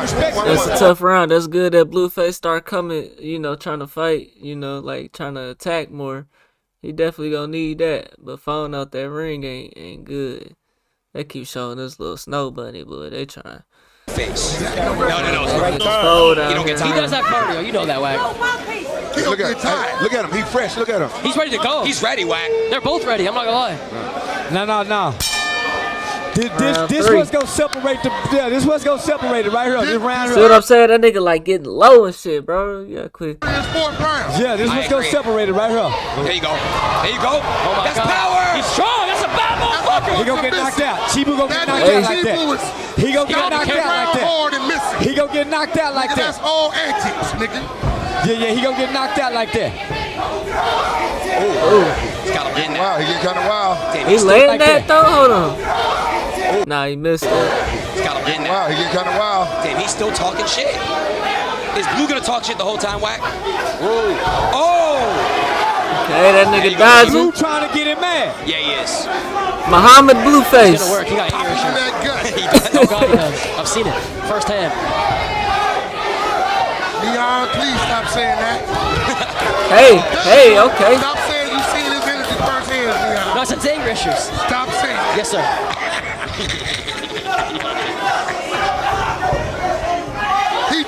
See that niggas went out wide like that, man. You gotta throw them bitches straight. You know what I'm saying? You can't do all that come out wide shit. That's why that nigga missed that shit. Look. See that nigga done all that. You done first you done all that. You know what I'm saying? And you went around, nigga. You can't do all that, nigga. You just gotta, you know what I'm saying? Gotta feed them hoes, nigga. You can't come around like that, bro. It's too slow. That's how that nigga duck and all that. Issues. Stop saying. Yes, sir.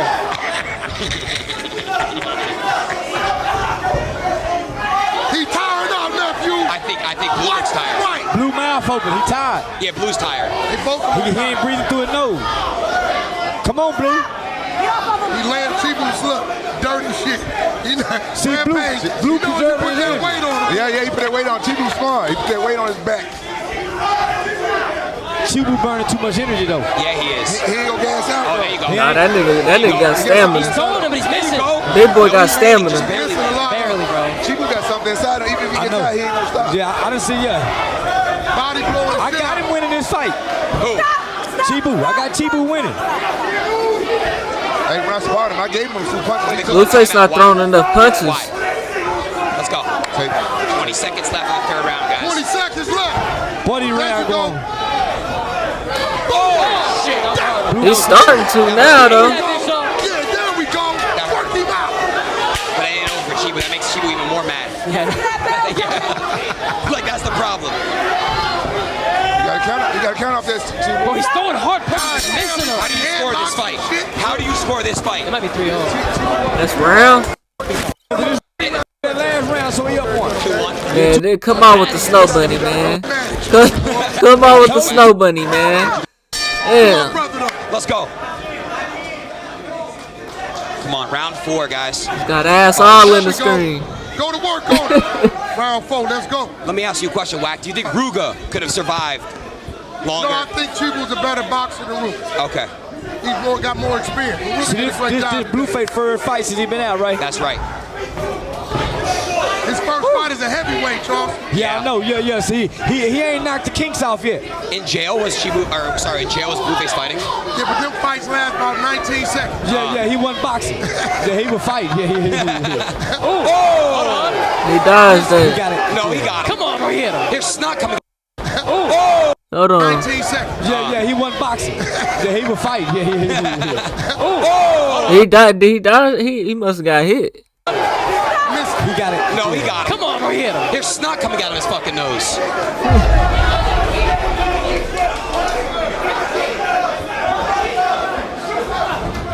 Shit. Good head. That head punch. Yeah. This is a good fight. We got a minute left in round 4. Minute left. 1 minute. 1 minute.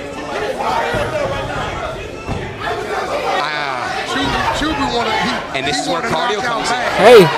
Shit. Good body shots. Waiting for that big punch. Uppercut. Go, Chibu. Blueface gotta keep his hands up more, though.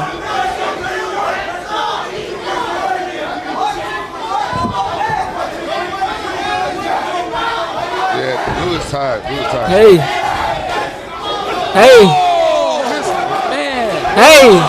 Hey. That ear red. Ooh. Hey. That nigga got the heavy joints, boy. That nigga is like what they say, 70 pounds. Man. Hey.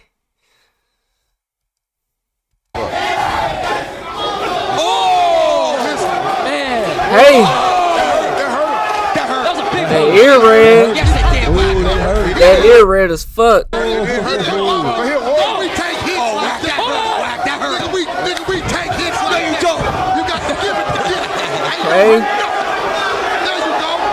Okay. Jab, Blueface, jab. Man, that big nigga just coming with them. And he ain't even really throwing haymakers, though. That nigga got some force behind this shit, but... Chat, the crowd is just Fight Club vibe. I love it. Ramirez number 13 puts him up into the fucking chat right now. Nah, that's tough. That's good for Blueface, though. You know what I'm saying? Like, that nigga got out there, bro, and, you know... Yeah, no.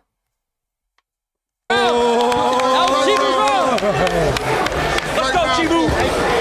A lot of niggas can't do that right there. Chibu Brown, but it got close at the end because, you know, you got one in. You got one in the last of the round, and judges remember that. That shit. Don't feel tired. What did I said, nigga, that nigga got something. Blueface is gonna finish him. And this been a perfect outlet for him, because he seem angry Round all the time. 4, Nigga seem more 5, calmer now. 5. He love this shit. He love this shit. Yeah. Oh, there you go. Round 5, let's go. Still got 2 more rounds. Still got one more round. Today. Two more, right, yeah. Round 5 and round 6. Boy, that nigga looking serious. Boy, you looking serious, Chibu. Say, Chibu, Hey. I see you, baby. Oh, shit. Oh! Hey. Hold on. You nervous? Say, I see you, baby. Why I get nervous? Didn't touch it. No, yes, stop it. You all right. Chibu. Oh! That hurt, whack. Whack. They both throwing them bitches back and forth. Let's go, nephew. Shit, come on, Blue. I see you, Blue. Shit, I see you, nigga. Keep fighting. Nigga fighting niggas 70 pounds heavier than you. Yeah, I see it. Shit. And it's his third fight back. He looking good. Yeah, Blue looking good. He looking good. The smaller guy in there. He looking good. Go. You gonna let them hands go in a minute. Let them hands go. 1 minute. 1 minute. There we go. Hey, okay. There we go. Okay. Yeah. Body to the mouth. Body to the mouth. Oh! That's a nice hook. Side of the Nah, that nigga Chibu landing them bitches, man. Chibu is landing them bitches, man. head. Alright. You know. Way more than Blueface. When Blueface swing, he probably got a high percentage. You know what I'm saying? But he not throwing them hoes like that, man. It was one of these. That nigga got that lefty though. What, he left-handed or something? Yeah, baby. Let's go. Boxing. Boxing, nephew. Blueface got crazy. And then when that happens, he not keeping his hands up. You know what I'm saying? Like you gotta watch that, bro. So you get knocked. 20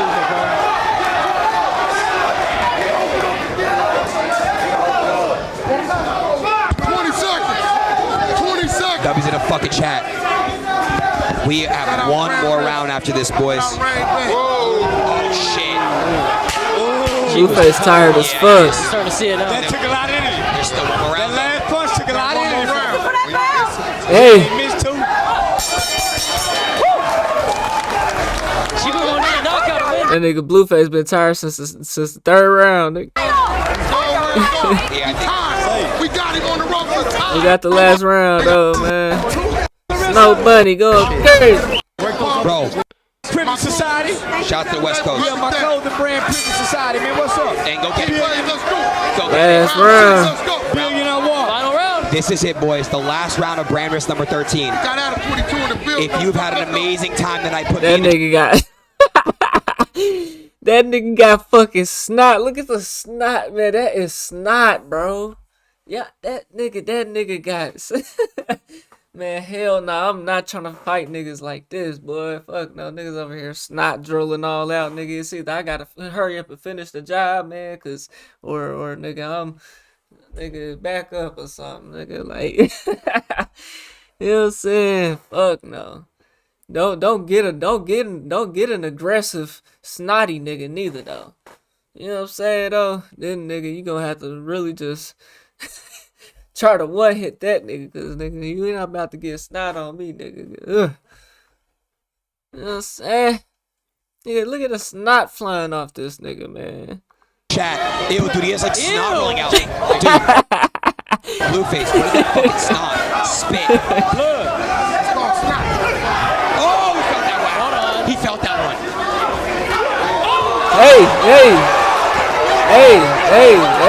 Hey. They say Blueface won in the comments. Nah, I don't know about that, my boy. Hey. Oh, he's good. Oh my God. I almost shit myself. Let's go, Chibu. I almost shit myself. No, Blue's hurt. Stop it. I told y'all.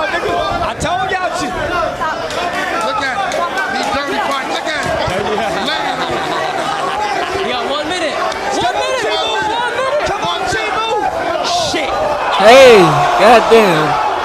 Starkey. Nah, that's tough. Hey, okay. Okay. Did he connect that? Hey. Oh. Oh. That's tough. Hey, man. Blueface could be a lot worse, though, bro. That nigga could be a lot worse at fighting, though, bro. You know what I'm saying? It ain't like he just that bad, but he met his match with this one, bro. I ain't gonna lie. That's tough. Hey, okay. Hey. Hey. Let's fight. Let's fight. Let's fight. Blueface is knocked at this point, bro. Damn. That nigga's knocked.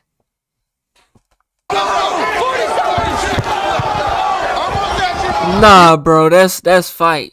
That's fight. He's still going though. That's hard. That's hard. Hey, Blueface got heart though, bro. That's hard, my nigga. You know what I'm saying? That's hard. Nigga went, still was throwing punches. You know what I'm saying?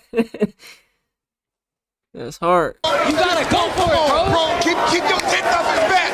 Knock him out. You don't want no. That nigga stumbling backwards. 20 seconds. 18 seconds. There we go. He hitting them body shots. 14 seconds. Breathe deep down inside. Get up. Oh my God. Breathe deep down inside. Blueface was sneaking knockout in. No. It's too late now. Let's fight.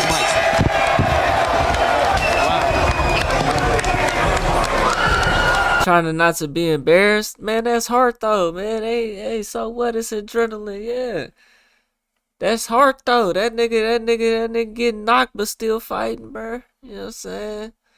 That's hard. You know, he ain't get fully knocked out. You know what I'm saying? I feel like they should have called the fight though. I ain't gonna lie, but you know, and that would have been a technical knockout or some shit. You know, but. You know, that nigga still was throwing hands, throwing punches. That nigga was connecting too.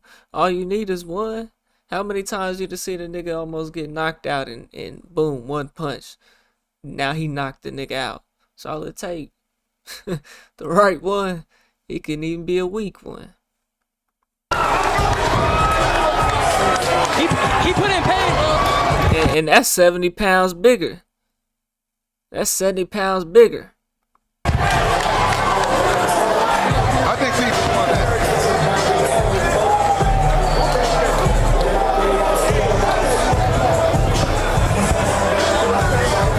Miami, are you not entertained?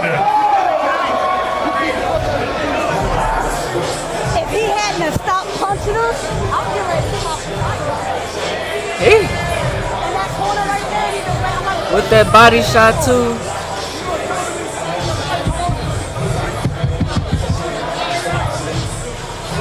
Yeah, he felt that one. messing with your ass.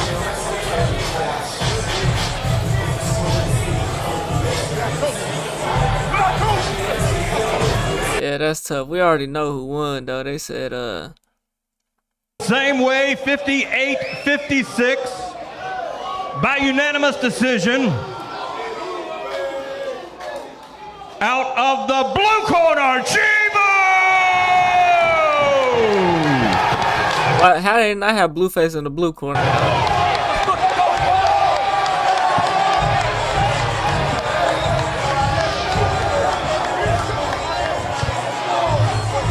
Yeah, that nigga won for sure. And that nigga definitely won for sure. You know what I'm saying? We ain't gonna take that from him. You know what I'm saying? But, you know, I salute Blueface for getting out there you know what I'm saying, and throwing them he's, you know what I'm saying?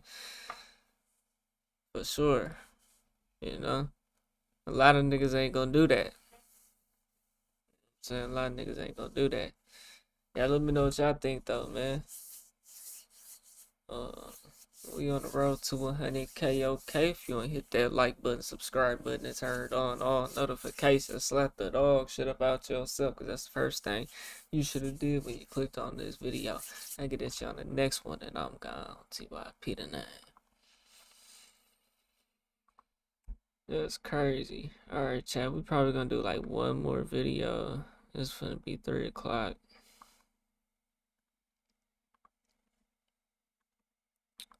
I don't know what I'm doing tomorrow.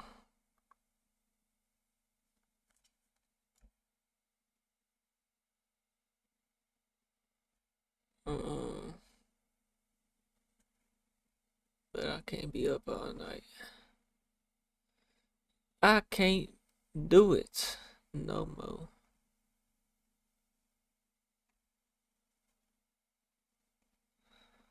Alright. What we getting into next, man?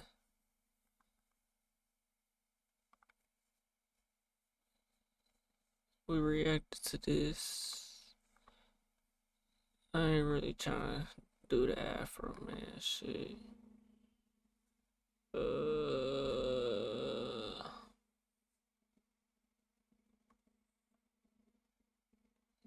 Fucking 5-year foreign. Should we do the 5-year foreign? 5-year foreign is back on social media. Yeah, fuck, will be the only one with the career.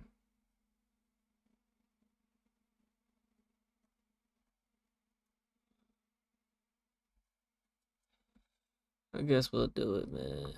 I don't know. Or should we do a body cam? Let's do a body cam.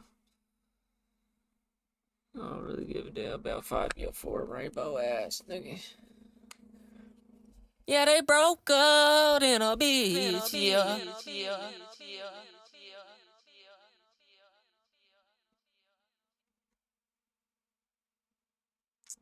Escort lures man to brutal murder over unpaid services.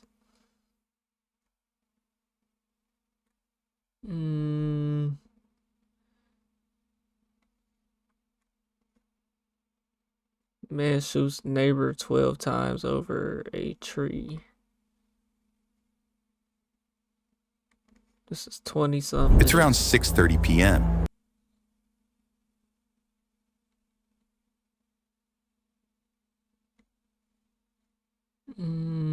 Bar owner kills man for urinating in parking lots. Yo, that sounds crazy too.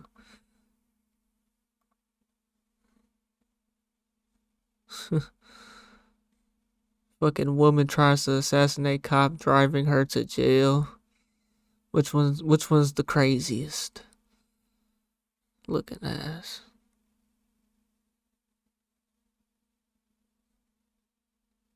That shit 30 minutes though. I ain't doing that. That's gonna be too long. This shit got 1 million. They got 700. Guess we'll do this one.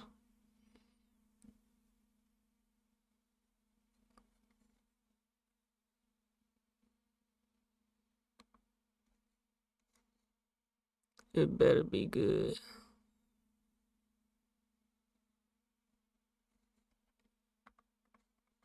In Hamilton County, Ohio, where police respond to a reported shooting, allegedly sparked by a neighborly dispute. That sounds like the suspect is still on the scene. There's heavy verbal trouble. Our call taker is trying to get the family member to go. I think it's next door. What's going on? What's going on? Somebody's been shot. Okay. Police identify the suspect seen here as 24-year-old Cole Hornsby, who witnesses said lives in the building here. Was it you? Let me see your hands. Your hands. Hands behind your back, buddy.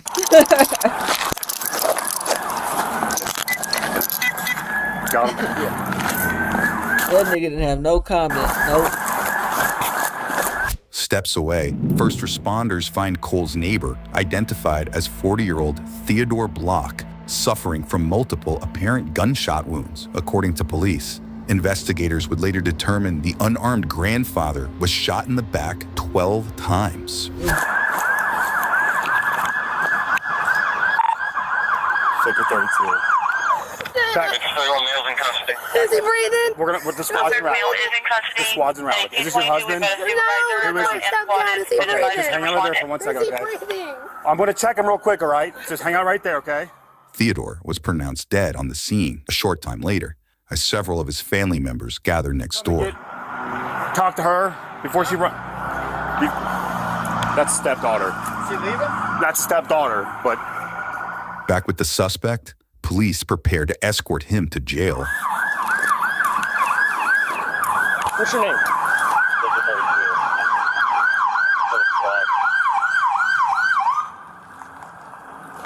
You've been SWAT in.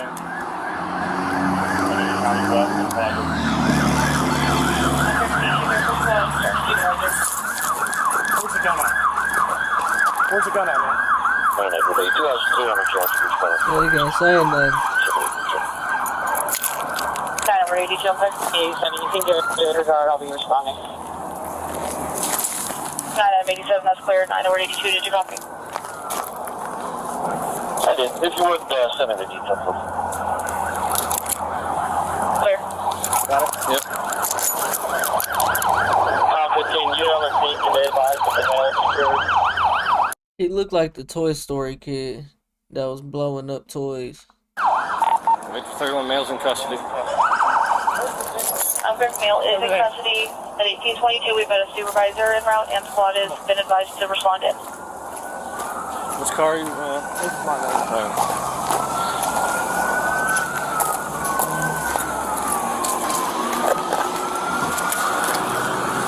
Are you hurt at all? What are you doing, man? Huh? I'm taking everything you got. Are you hurt at all? What do you mean? Get in the car. Put my belt back on, man. No, get in the car. Why are you putting my belt on? Because I'm taking everything you got. No, you're not. Sit down. Jesus Christ, dude. You're not taking everything I got. Cole is secured in a patrol car as medics arrive on scene. Next one over. Next one over. Side yard? Yeah, over here, next door, behind this house. Hey, hey, go down. Go down. Go down. Go down. That's one thing, you little niggas out here want to do crimes, you gotta go to that county, you gotta spread them cheeks, you gotta cough, nigga, and they gonna treat you like a dog in that motherfucker. You know what I'm saying? He didn't want his belt getting taken off. He might not seen the purpose in that, but nigga, they gonna take your shoes off and you going to jail, dusty, crusty, and musty, and no, you can't get no phone call, none of that shit, nigga. So thankful you do shit out here now. Go ahead. Oh, I'm looking.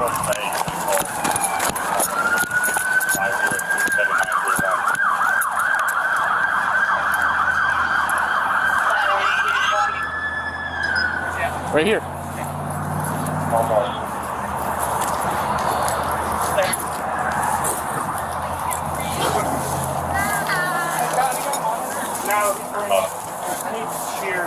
We just need you out. Ma'am. I'm fine.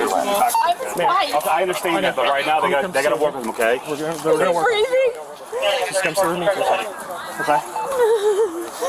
Did you guys catch that him? Yes. It was the neighbor, right? Yeah, black shirt, jeans. Yeah. He shot him like 5 times. Is my husband breathing? Please, he's doing it now. I can't. We're gonna keep on. I want to be over there. I know, but right now, you gotta let them work, okay? We had to pull out the oxygen. I'm gonna sit you down over here on the porch, okay? Yeah, I was right there. Yeah, I took off running because he pulled out a gun and started shooting. Okay, are you okay? Yeah. Like you're not hit or anything, right? No. You guys wanna hang out with her for a minute? You probably need to get a statement from her at some point. I'm sure they're gonna take her to CIS. Is he coming there too? No, I'm not sure what the medics are doing. I know that the bad guy's in custody right now, so I'm not sure what the medics are doing. They're not telling us anything. Well, they don't know anything yet. I gotta go over here.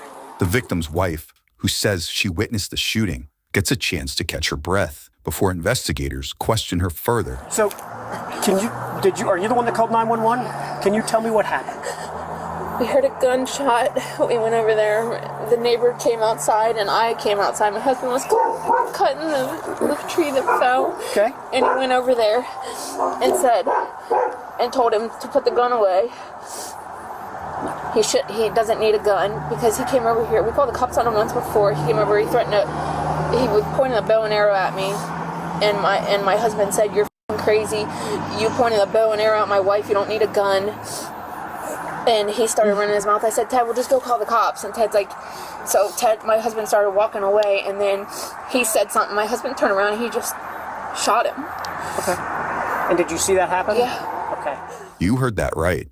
Witnesses say Theodore was cutting the tree seen here when Cole allegedly fired his gun in the backyard. That's when Theodore, who was reportedly babysitting his grandchildren at the time, approached Cole to ask him to stop before the suspect allegedly turned his aim toward his neighbor.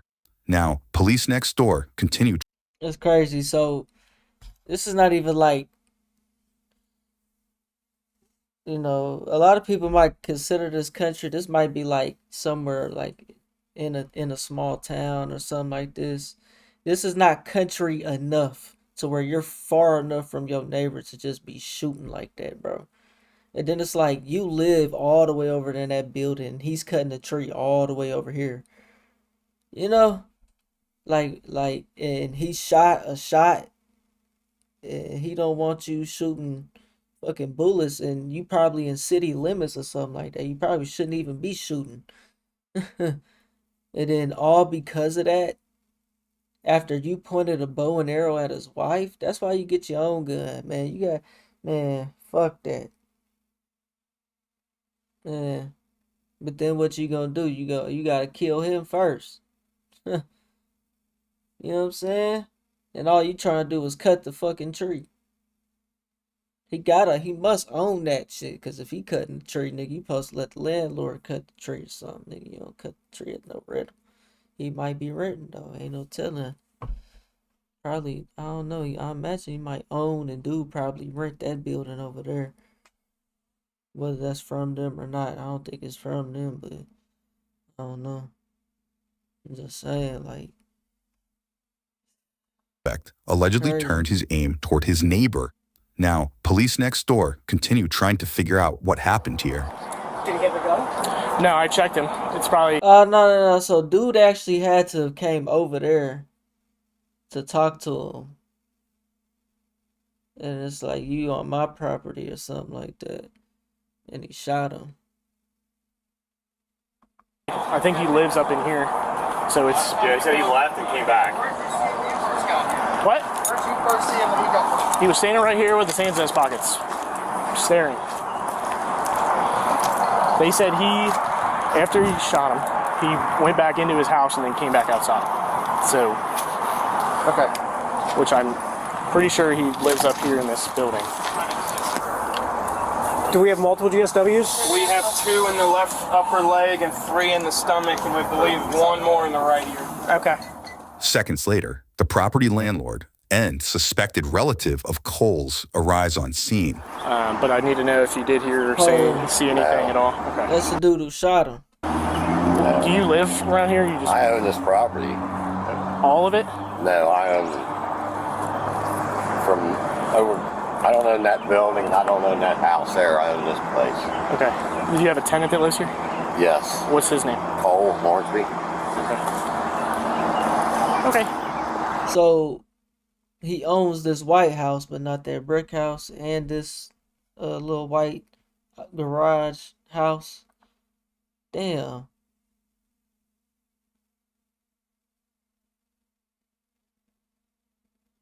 Damn, that's...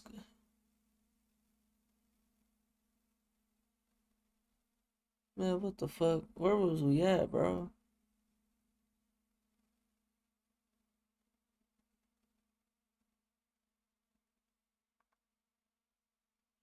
Man.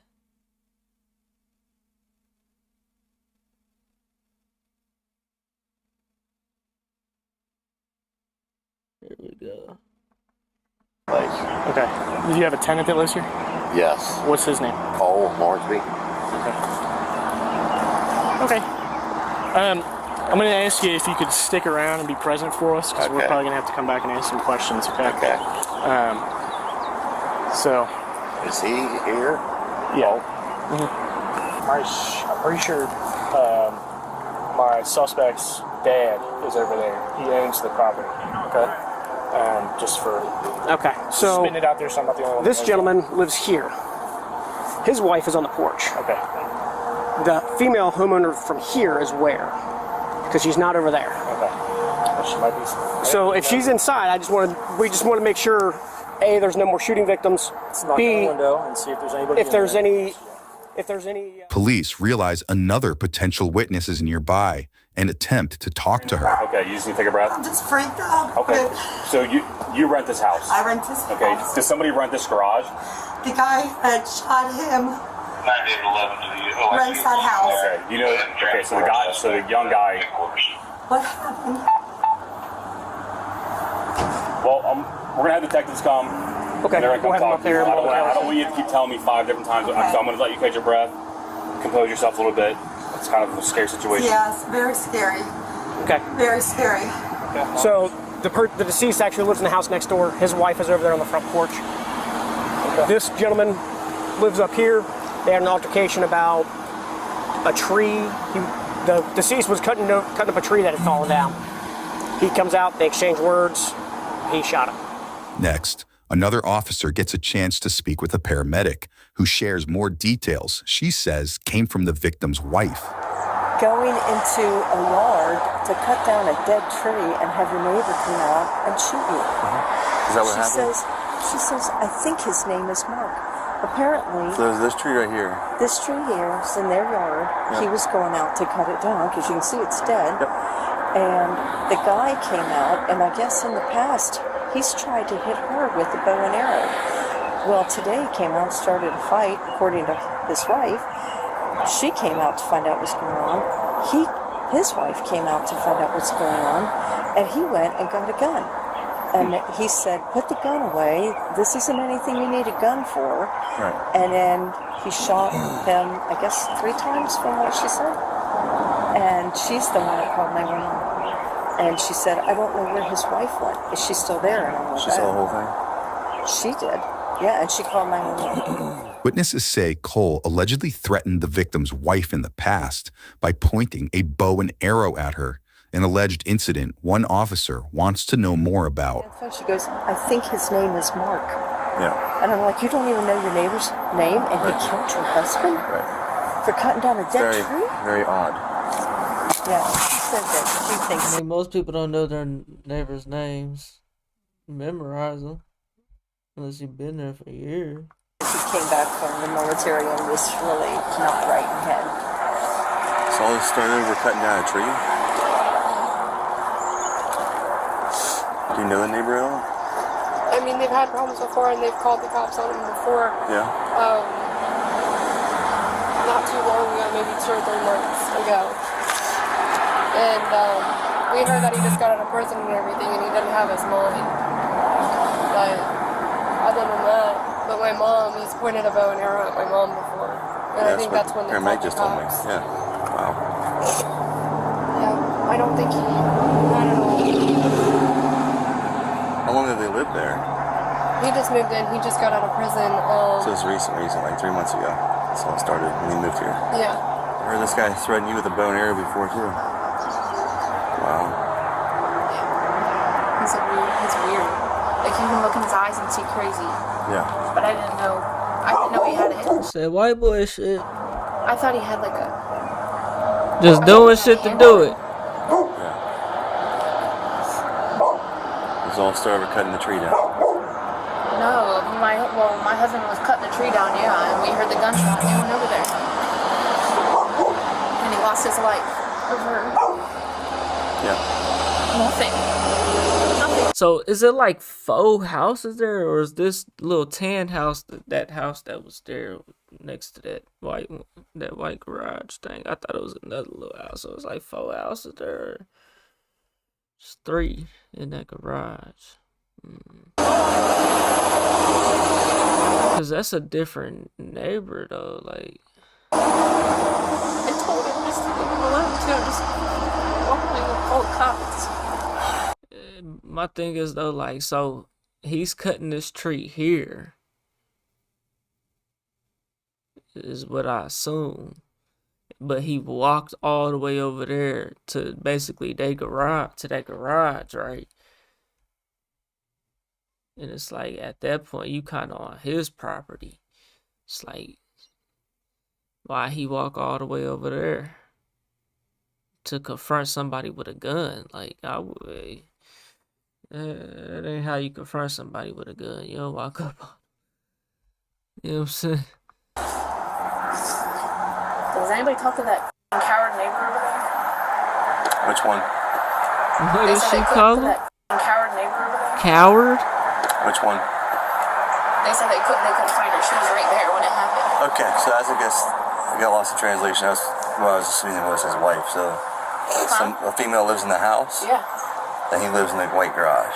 Yeah, he harasses her. She came outside and said, "I'm terrified of this guy. He's got a gun." Okay. So that's why my husband. That was today too. Yeah, that's why my husband went over there, because we all heard the gunshot, and she walked outside like freaking out. Well, I know they were trying to preserve the crime scene as much as possible before the detectives got here. So I know that regardless, by the end of all this, she'll be talked to. So. She was right there. Did she leave? I don't know. Okay. I don't know. I fell. Right when my husband got shot, I fell on the ground. Yeah. And then he took off and started calling 911 and ran inside. Did he run off anywhere when it happened? Yeah, he took off that way, and then I came inside. I came inside and called 911, and I peeked out my back door, and he was shaking my husband. He came back. Yeah. So he ran off down the street or to the field? I don't know. Just that direction? That direction. Okay. Because I know they have not recovered a gun yet. So they haven't recovered a gun. That's what I'm trying to figure out, where you could have ditched the gun. He took off that way. Okay. It was a handgun. Okay. Was it black, silver? Black. All black. I mean, I was terrified he was going to shoot me too. Yeah. I mean, who knows what's going through his mind? I know. He unloaded the clip on my husband. I heard just pop, pop, pop, pop, pop, pop. So why? Unloaded the clip on him. He didn't even put his hands on him.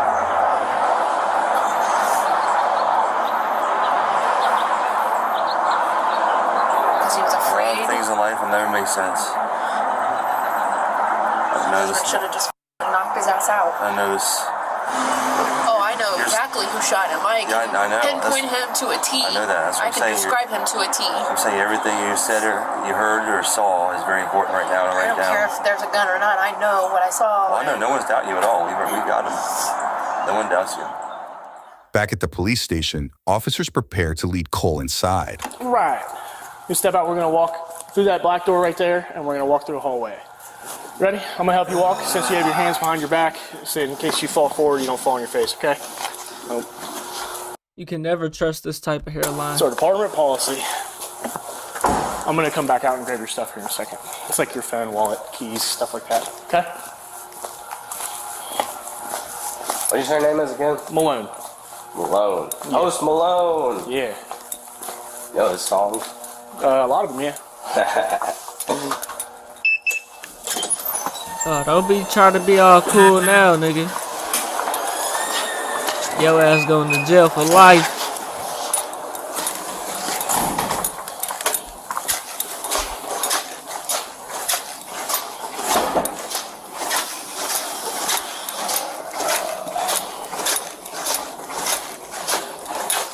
We're going to go this way right here.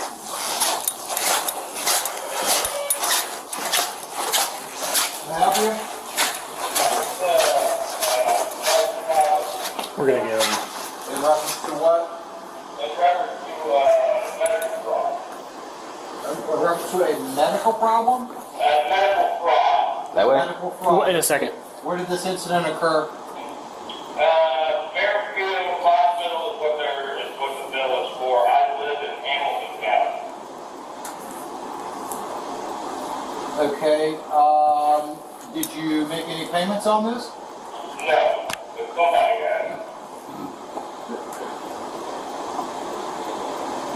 Hey, Phil. You guys give me a minute. I know. Yeah, I got to work on it. So you're not out any money. Is this bill coming to you? Yeah, it's all coming to my name and information. Looks like you're gonna puke or something. Look like it. Those, so are those unsolved murders or murders? I don't know. It's like murders, right? I would assume it's like murderies. Maybe. Cole was booked for first-degree murder and tampering with evidence. Look at his forehead, man. You can never trust. Just look at this. Just crazy. Usual suspects. After police alleged he hid the gun used in the crime. That gun was reportedly later found in a backyard shed. The hospital is not Mark County. I mean, what else you supposed to do with the gun afterwards? Just leave it in plain sight. Yes. You know where that's at? That's the one in yes. Yes, it's on Alpha Hanover Street. Yeah. That's where you need to go. Good luck. Alright, well, what's going on with you? I would assume we should probably put him in a cell. Okay. Yeah, or I'm on here while I want to. Okay. Okay. I'm not safe. Let's go get safe, then I'll hold it here a second. Okay.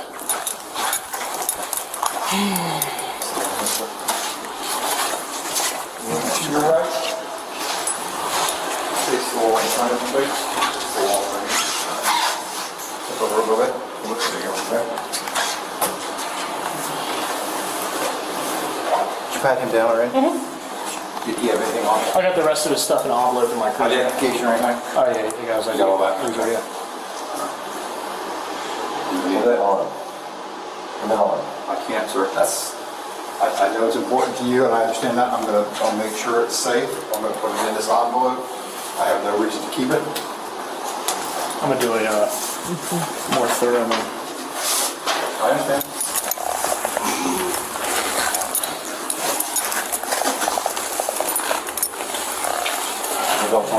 Nope, I took that off already. Yeah, get your shit back at. Okay, so he's going to remove the handcuffs as well. Maybe one day. Take handcuff off your, whatever hand takes off of them, put your hand flat on the wall in front of you. Understand those instructions? Okay.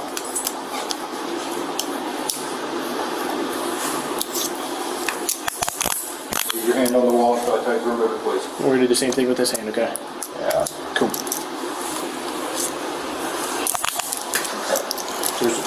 Step back a little bit. Keep hands on the wall. Yeah. Okay. I'm going to pat you down, and I'm going to have you also remove your shoes, and I'm going to have you remove your socks. I'm going to check those out. Everything's okay, you'll be putting them back on. You understand that? Okay.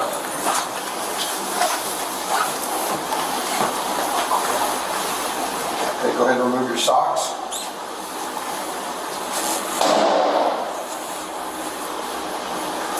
Practice that? It was hard. Do what? Practice that? Hard to swallow. I've been doing this about 30 years. Okay. Put your hands back on the wall for a second for balance. Lift up your right foot. As far as unless they want anything, as far as I'm concerned, you can have it back. That's not me making that's like a religious thing. I understand. That's what I'm saying. I'll make sure if I get it back, to you, I'll make sure you get it back. Fuck your religion. Okay, but for now, I can't have you have anything in there while you're in the cell. Menace. You understand that? I'm not trying to be disrespectful towards your religion or anything like that.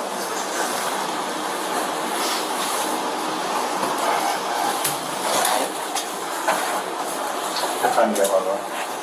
1909. All right, thank you.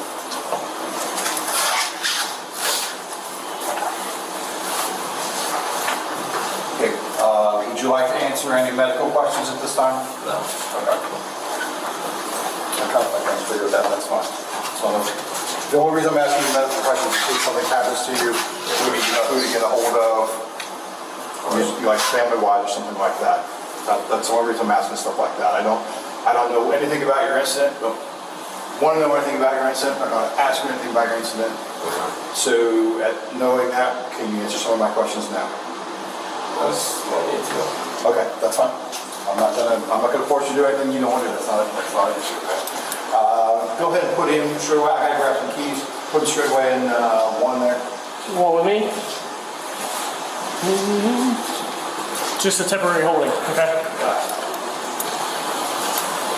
Yes, the same thing. There's a sink there. Yep. And a toilet for you. They make it white or so. That's fine. I'm just gonna watch him on the camera. Cole was sentenced to 24 years to life behind bars. Subscribe now for 24 to life. So what is that? Is that a mandatory 24, or is that like?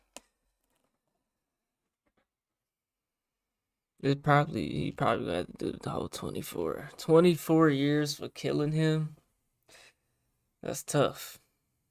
That's really not, you know. I mean, it's not. It's not a terrible sentence. It's been like way worse sentences than that.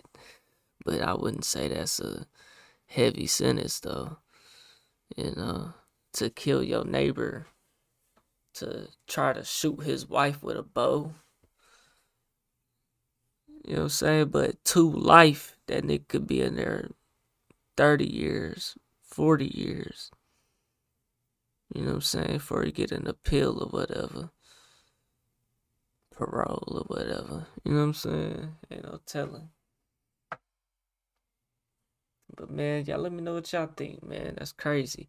We on the road to 100K. Okay, if you want to hit that like button, subscribe button, and turn on all notifications. Slap the dog shit about yourself, because that's the first thing you should have did when you clicked on this video. I'll get at you on the next one, and I'm gone. TYP tonight. Alright, chat. I appreciate y'all tuning in.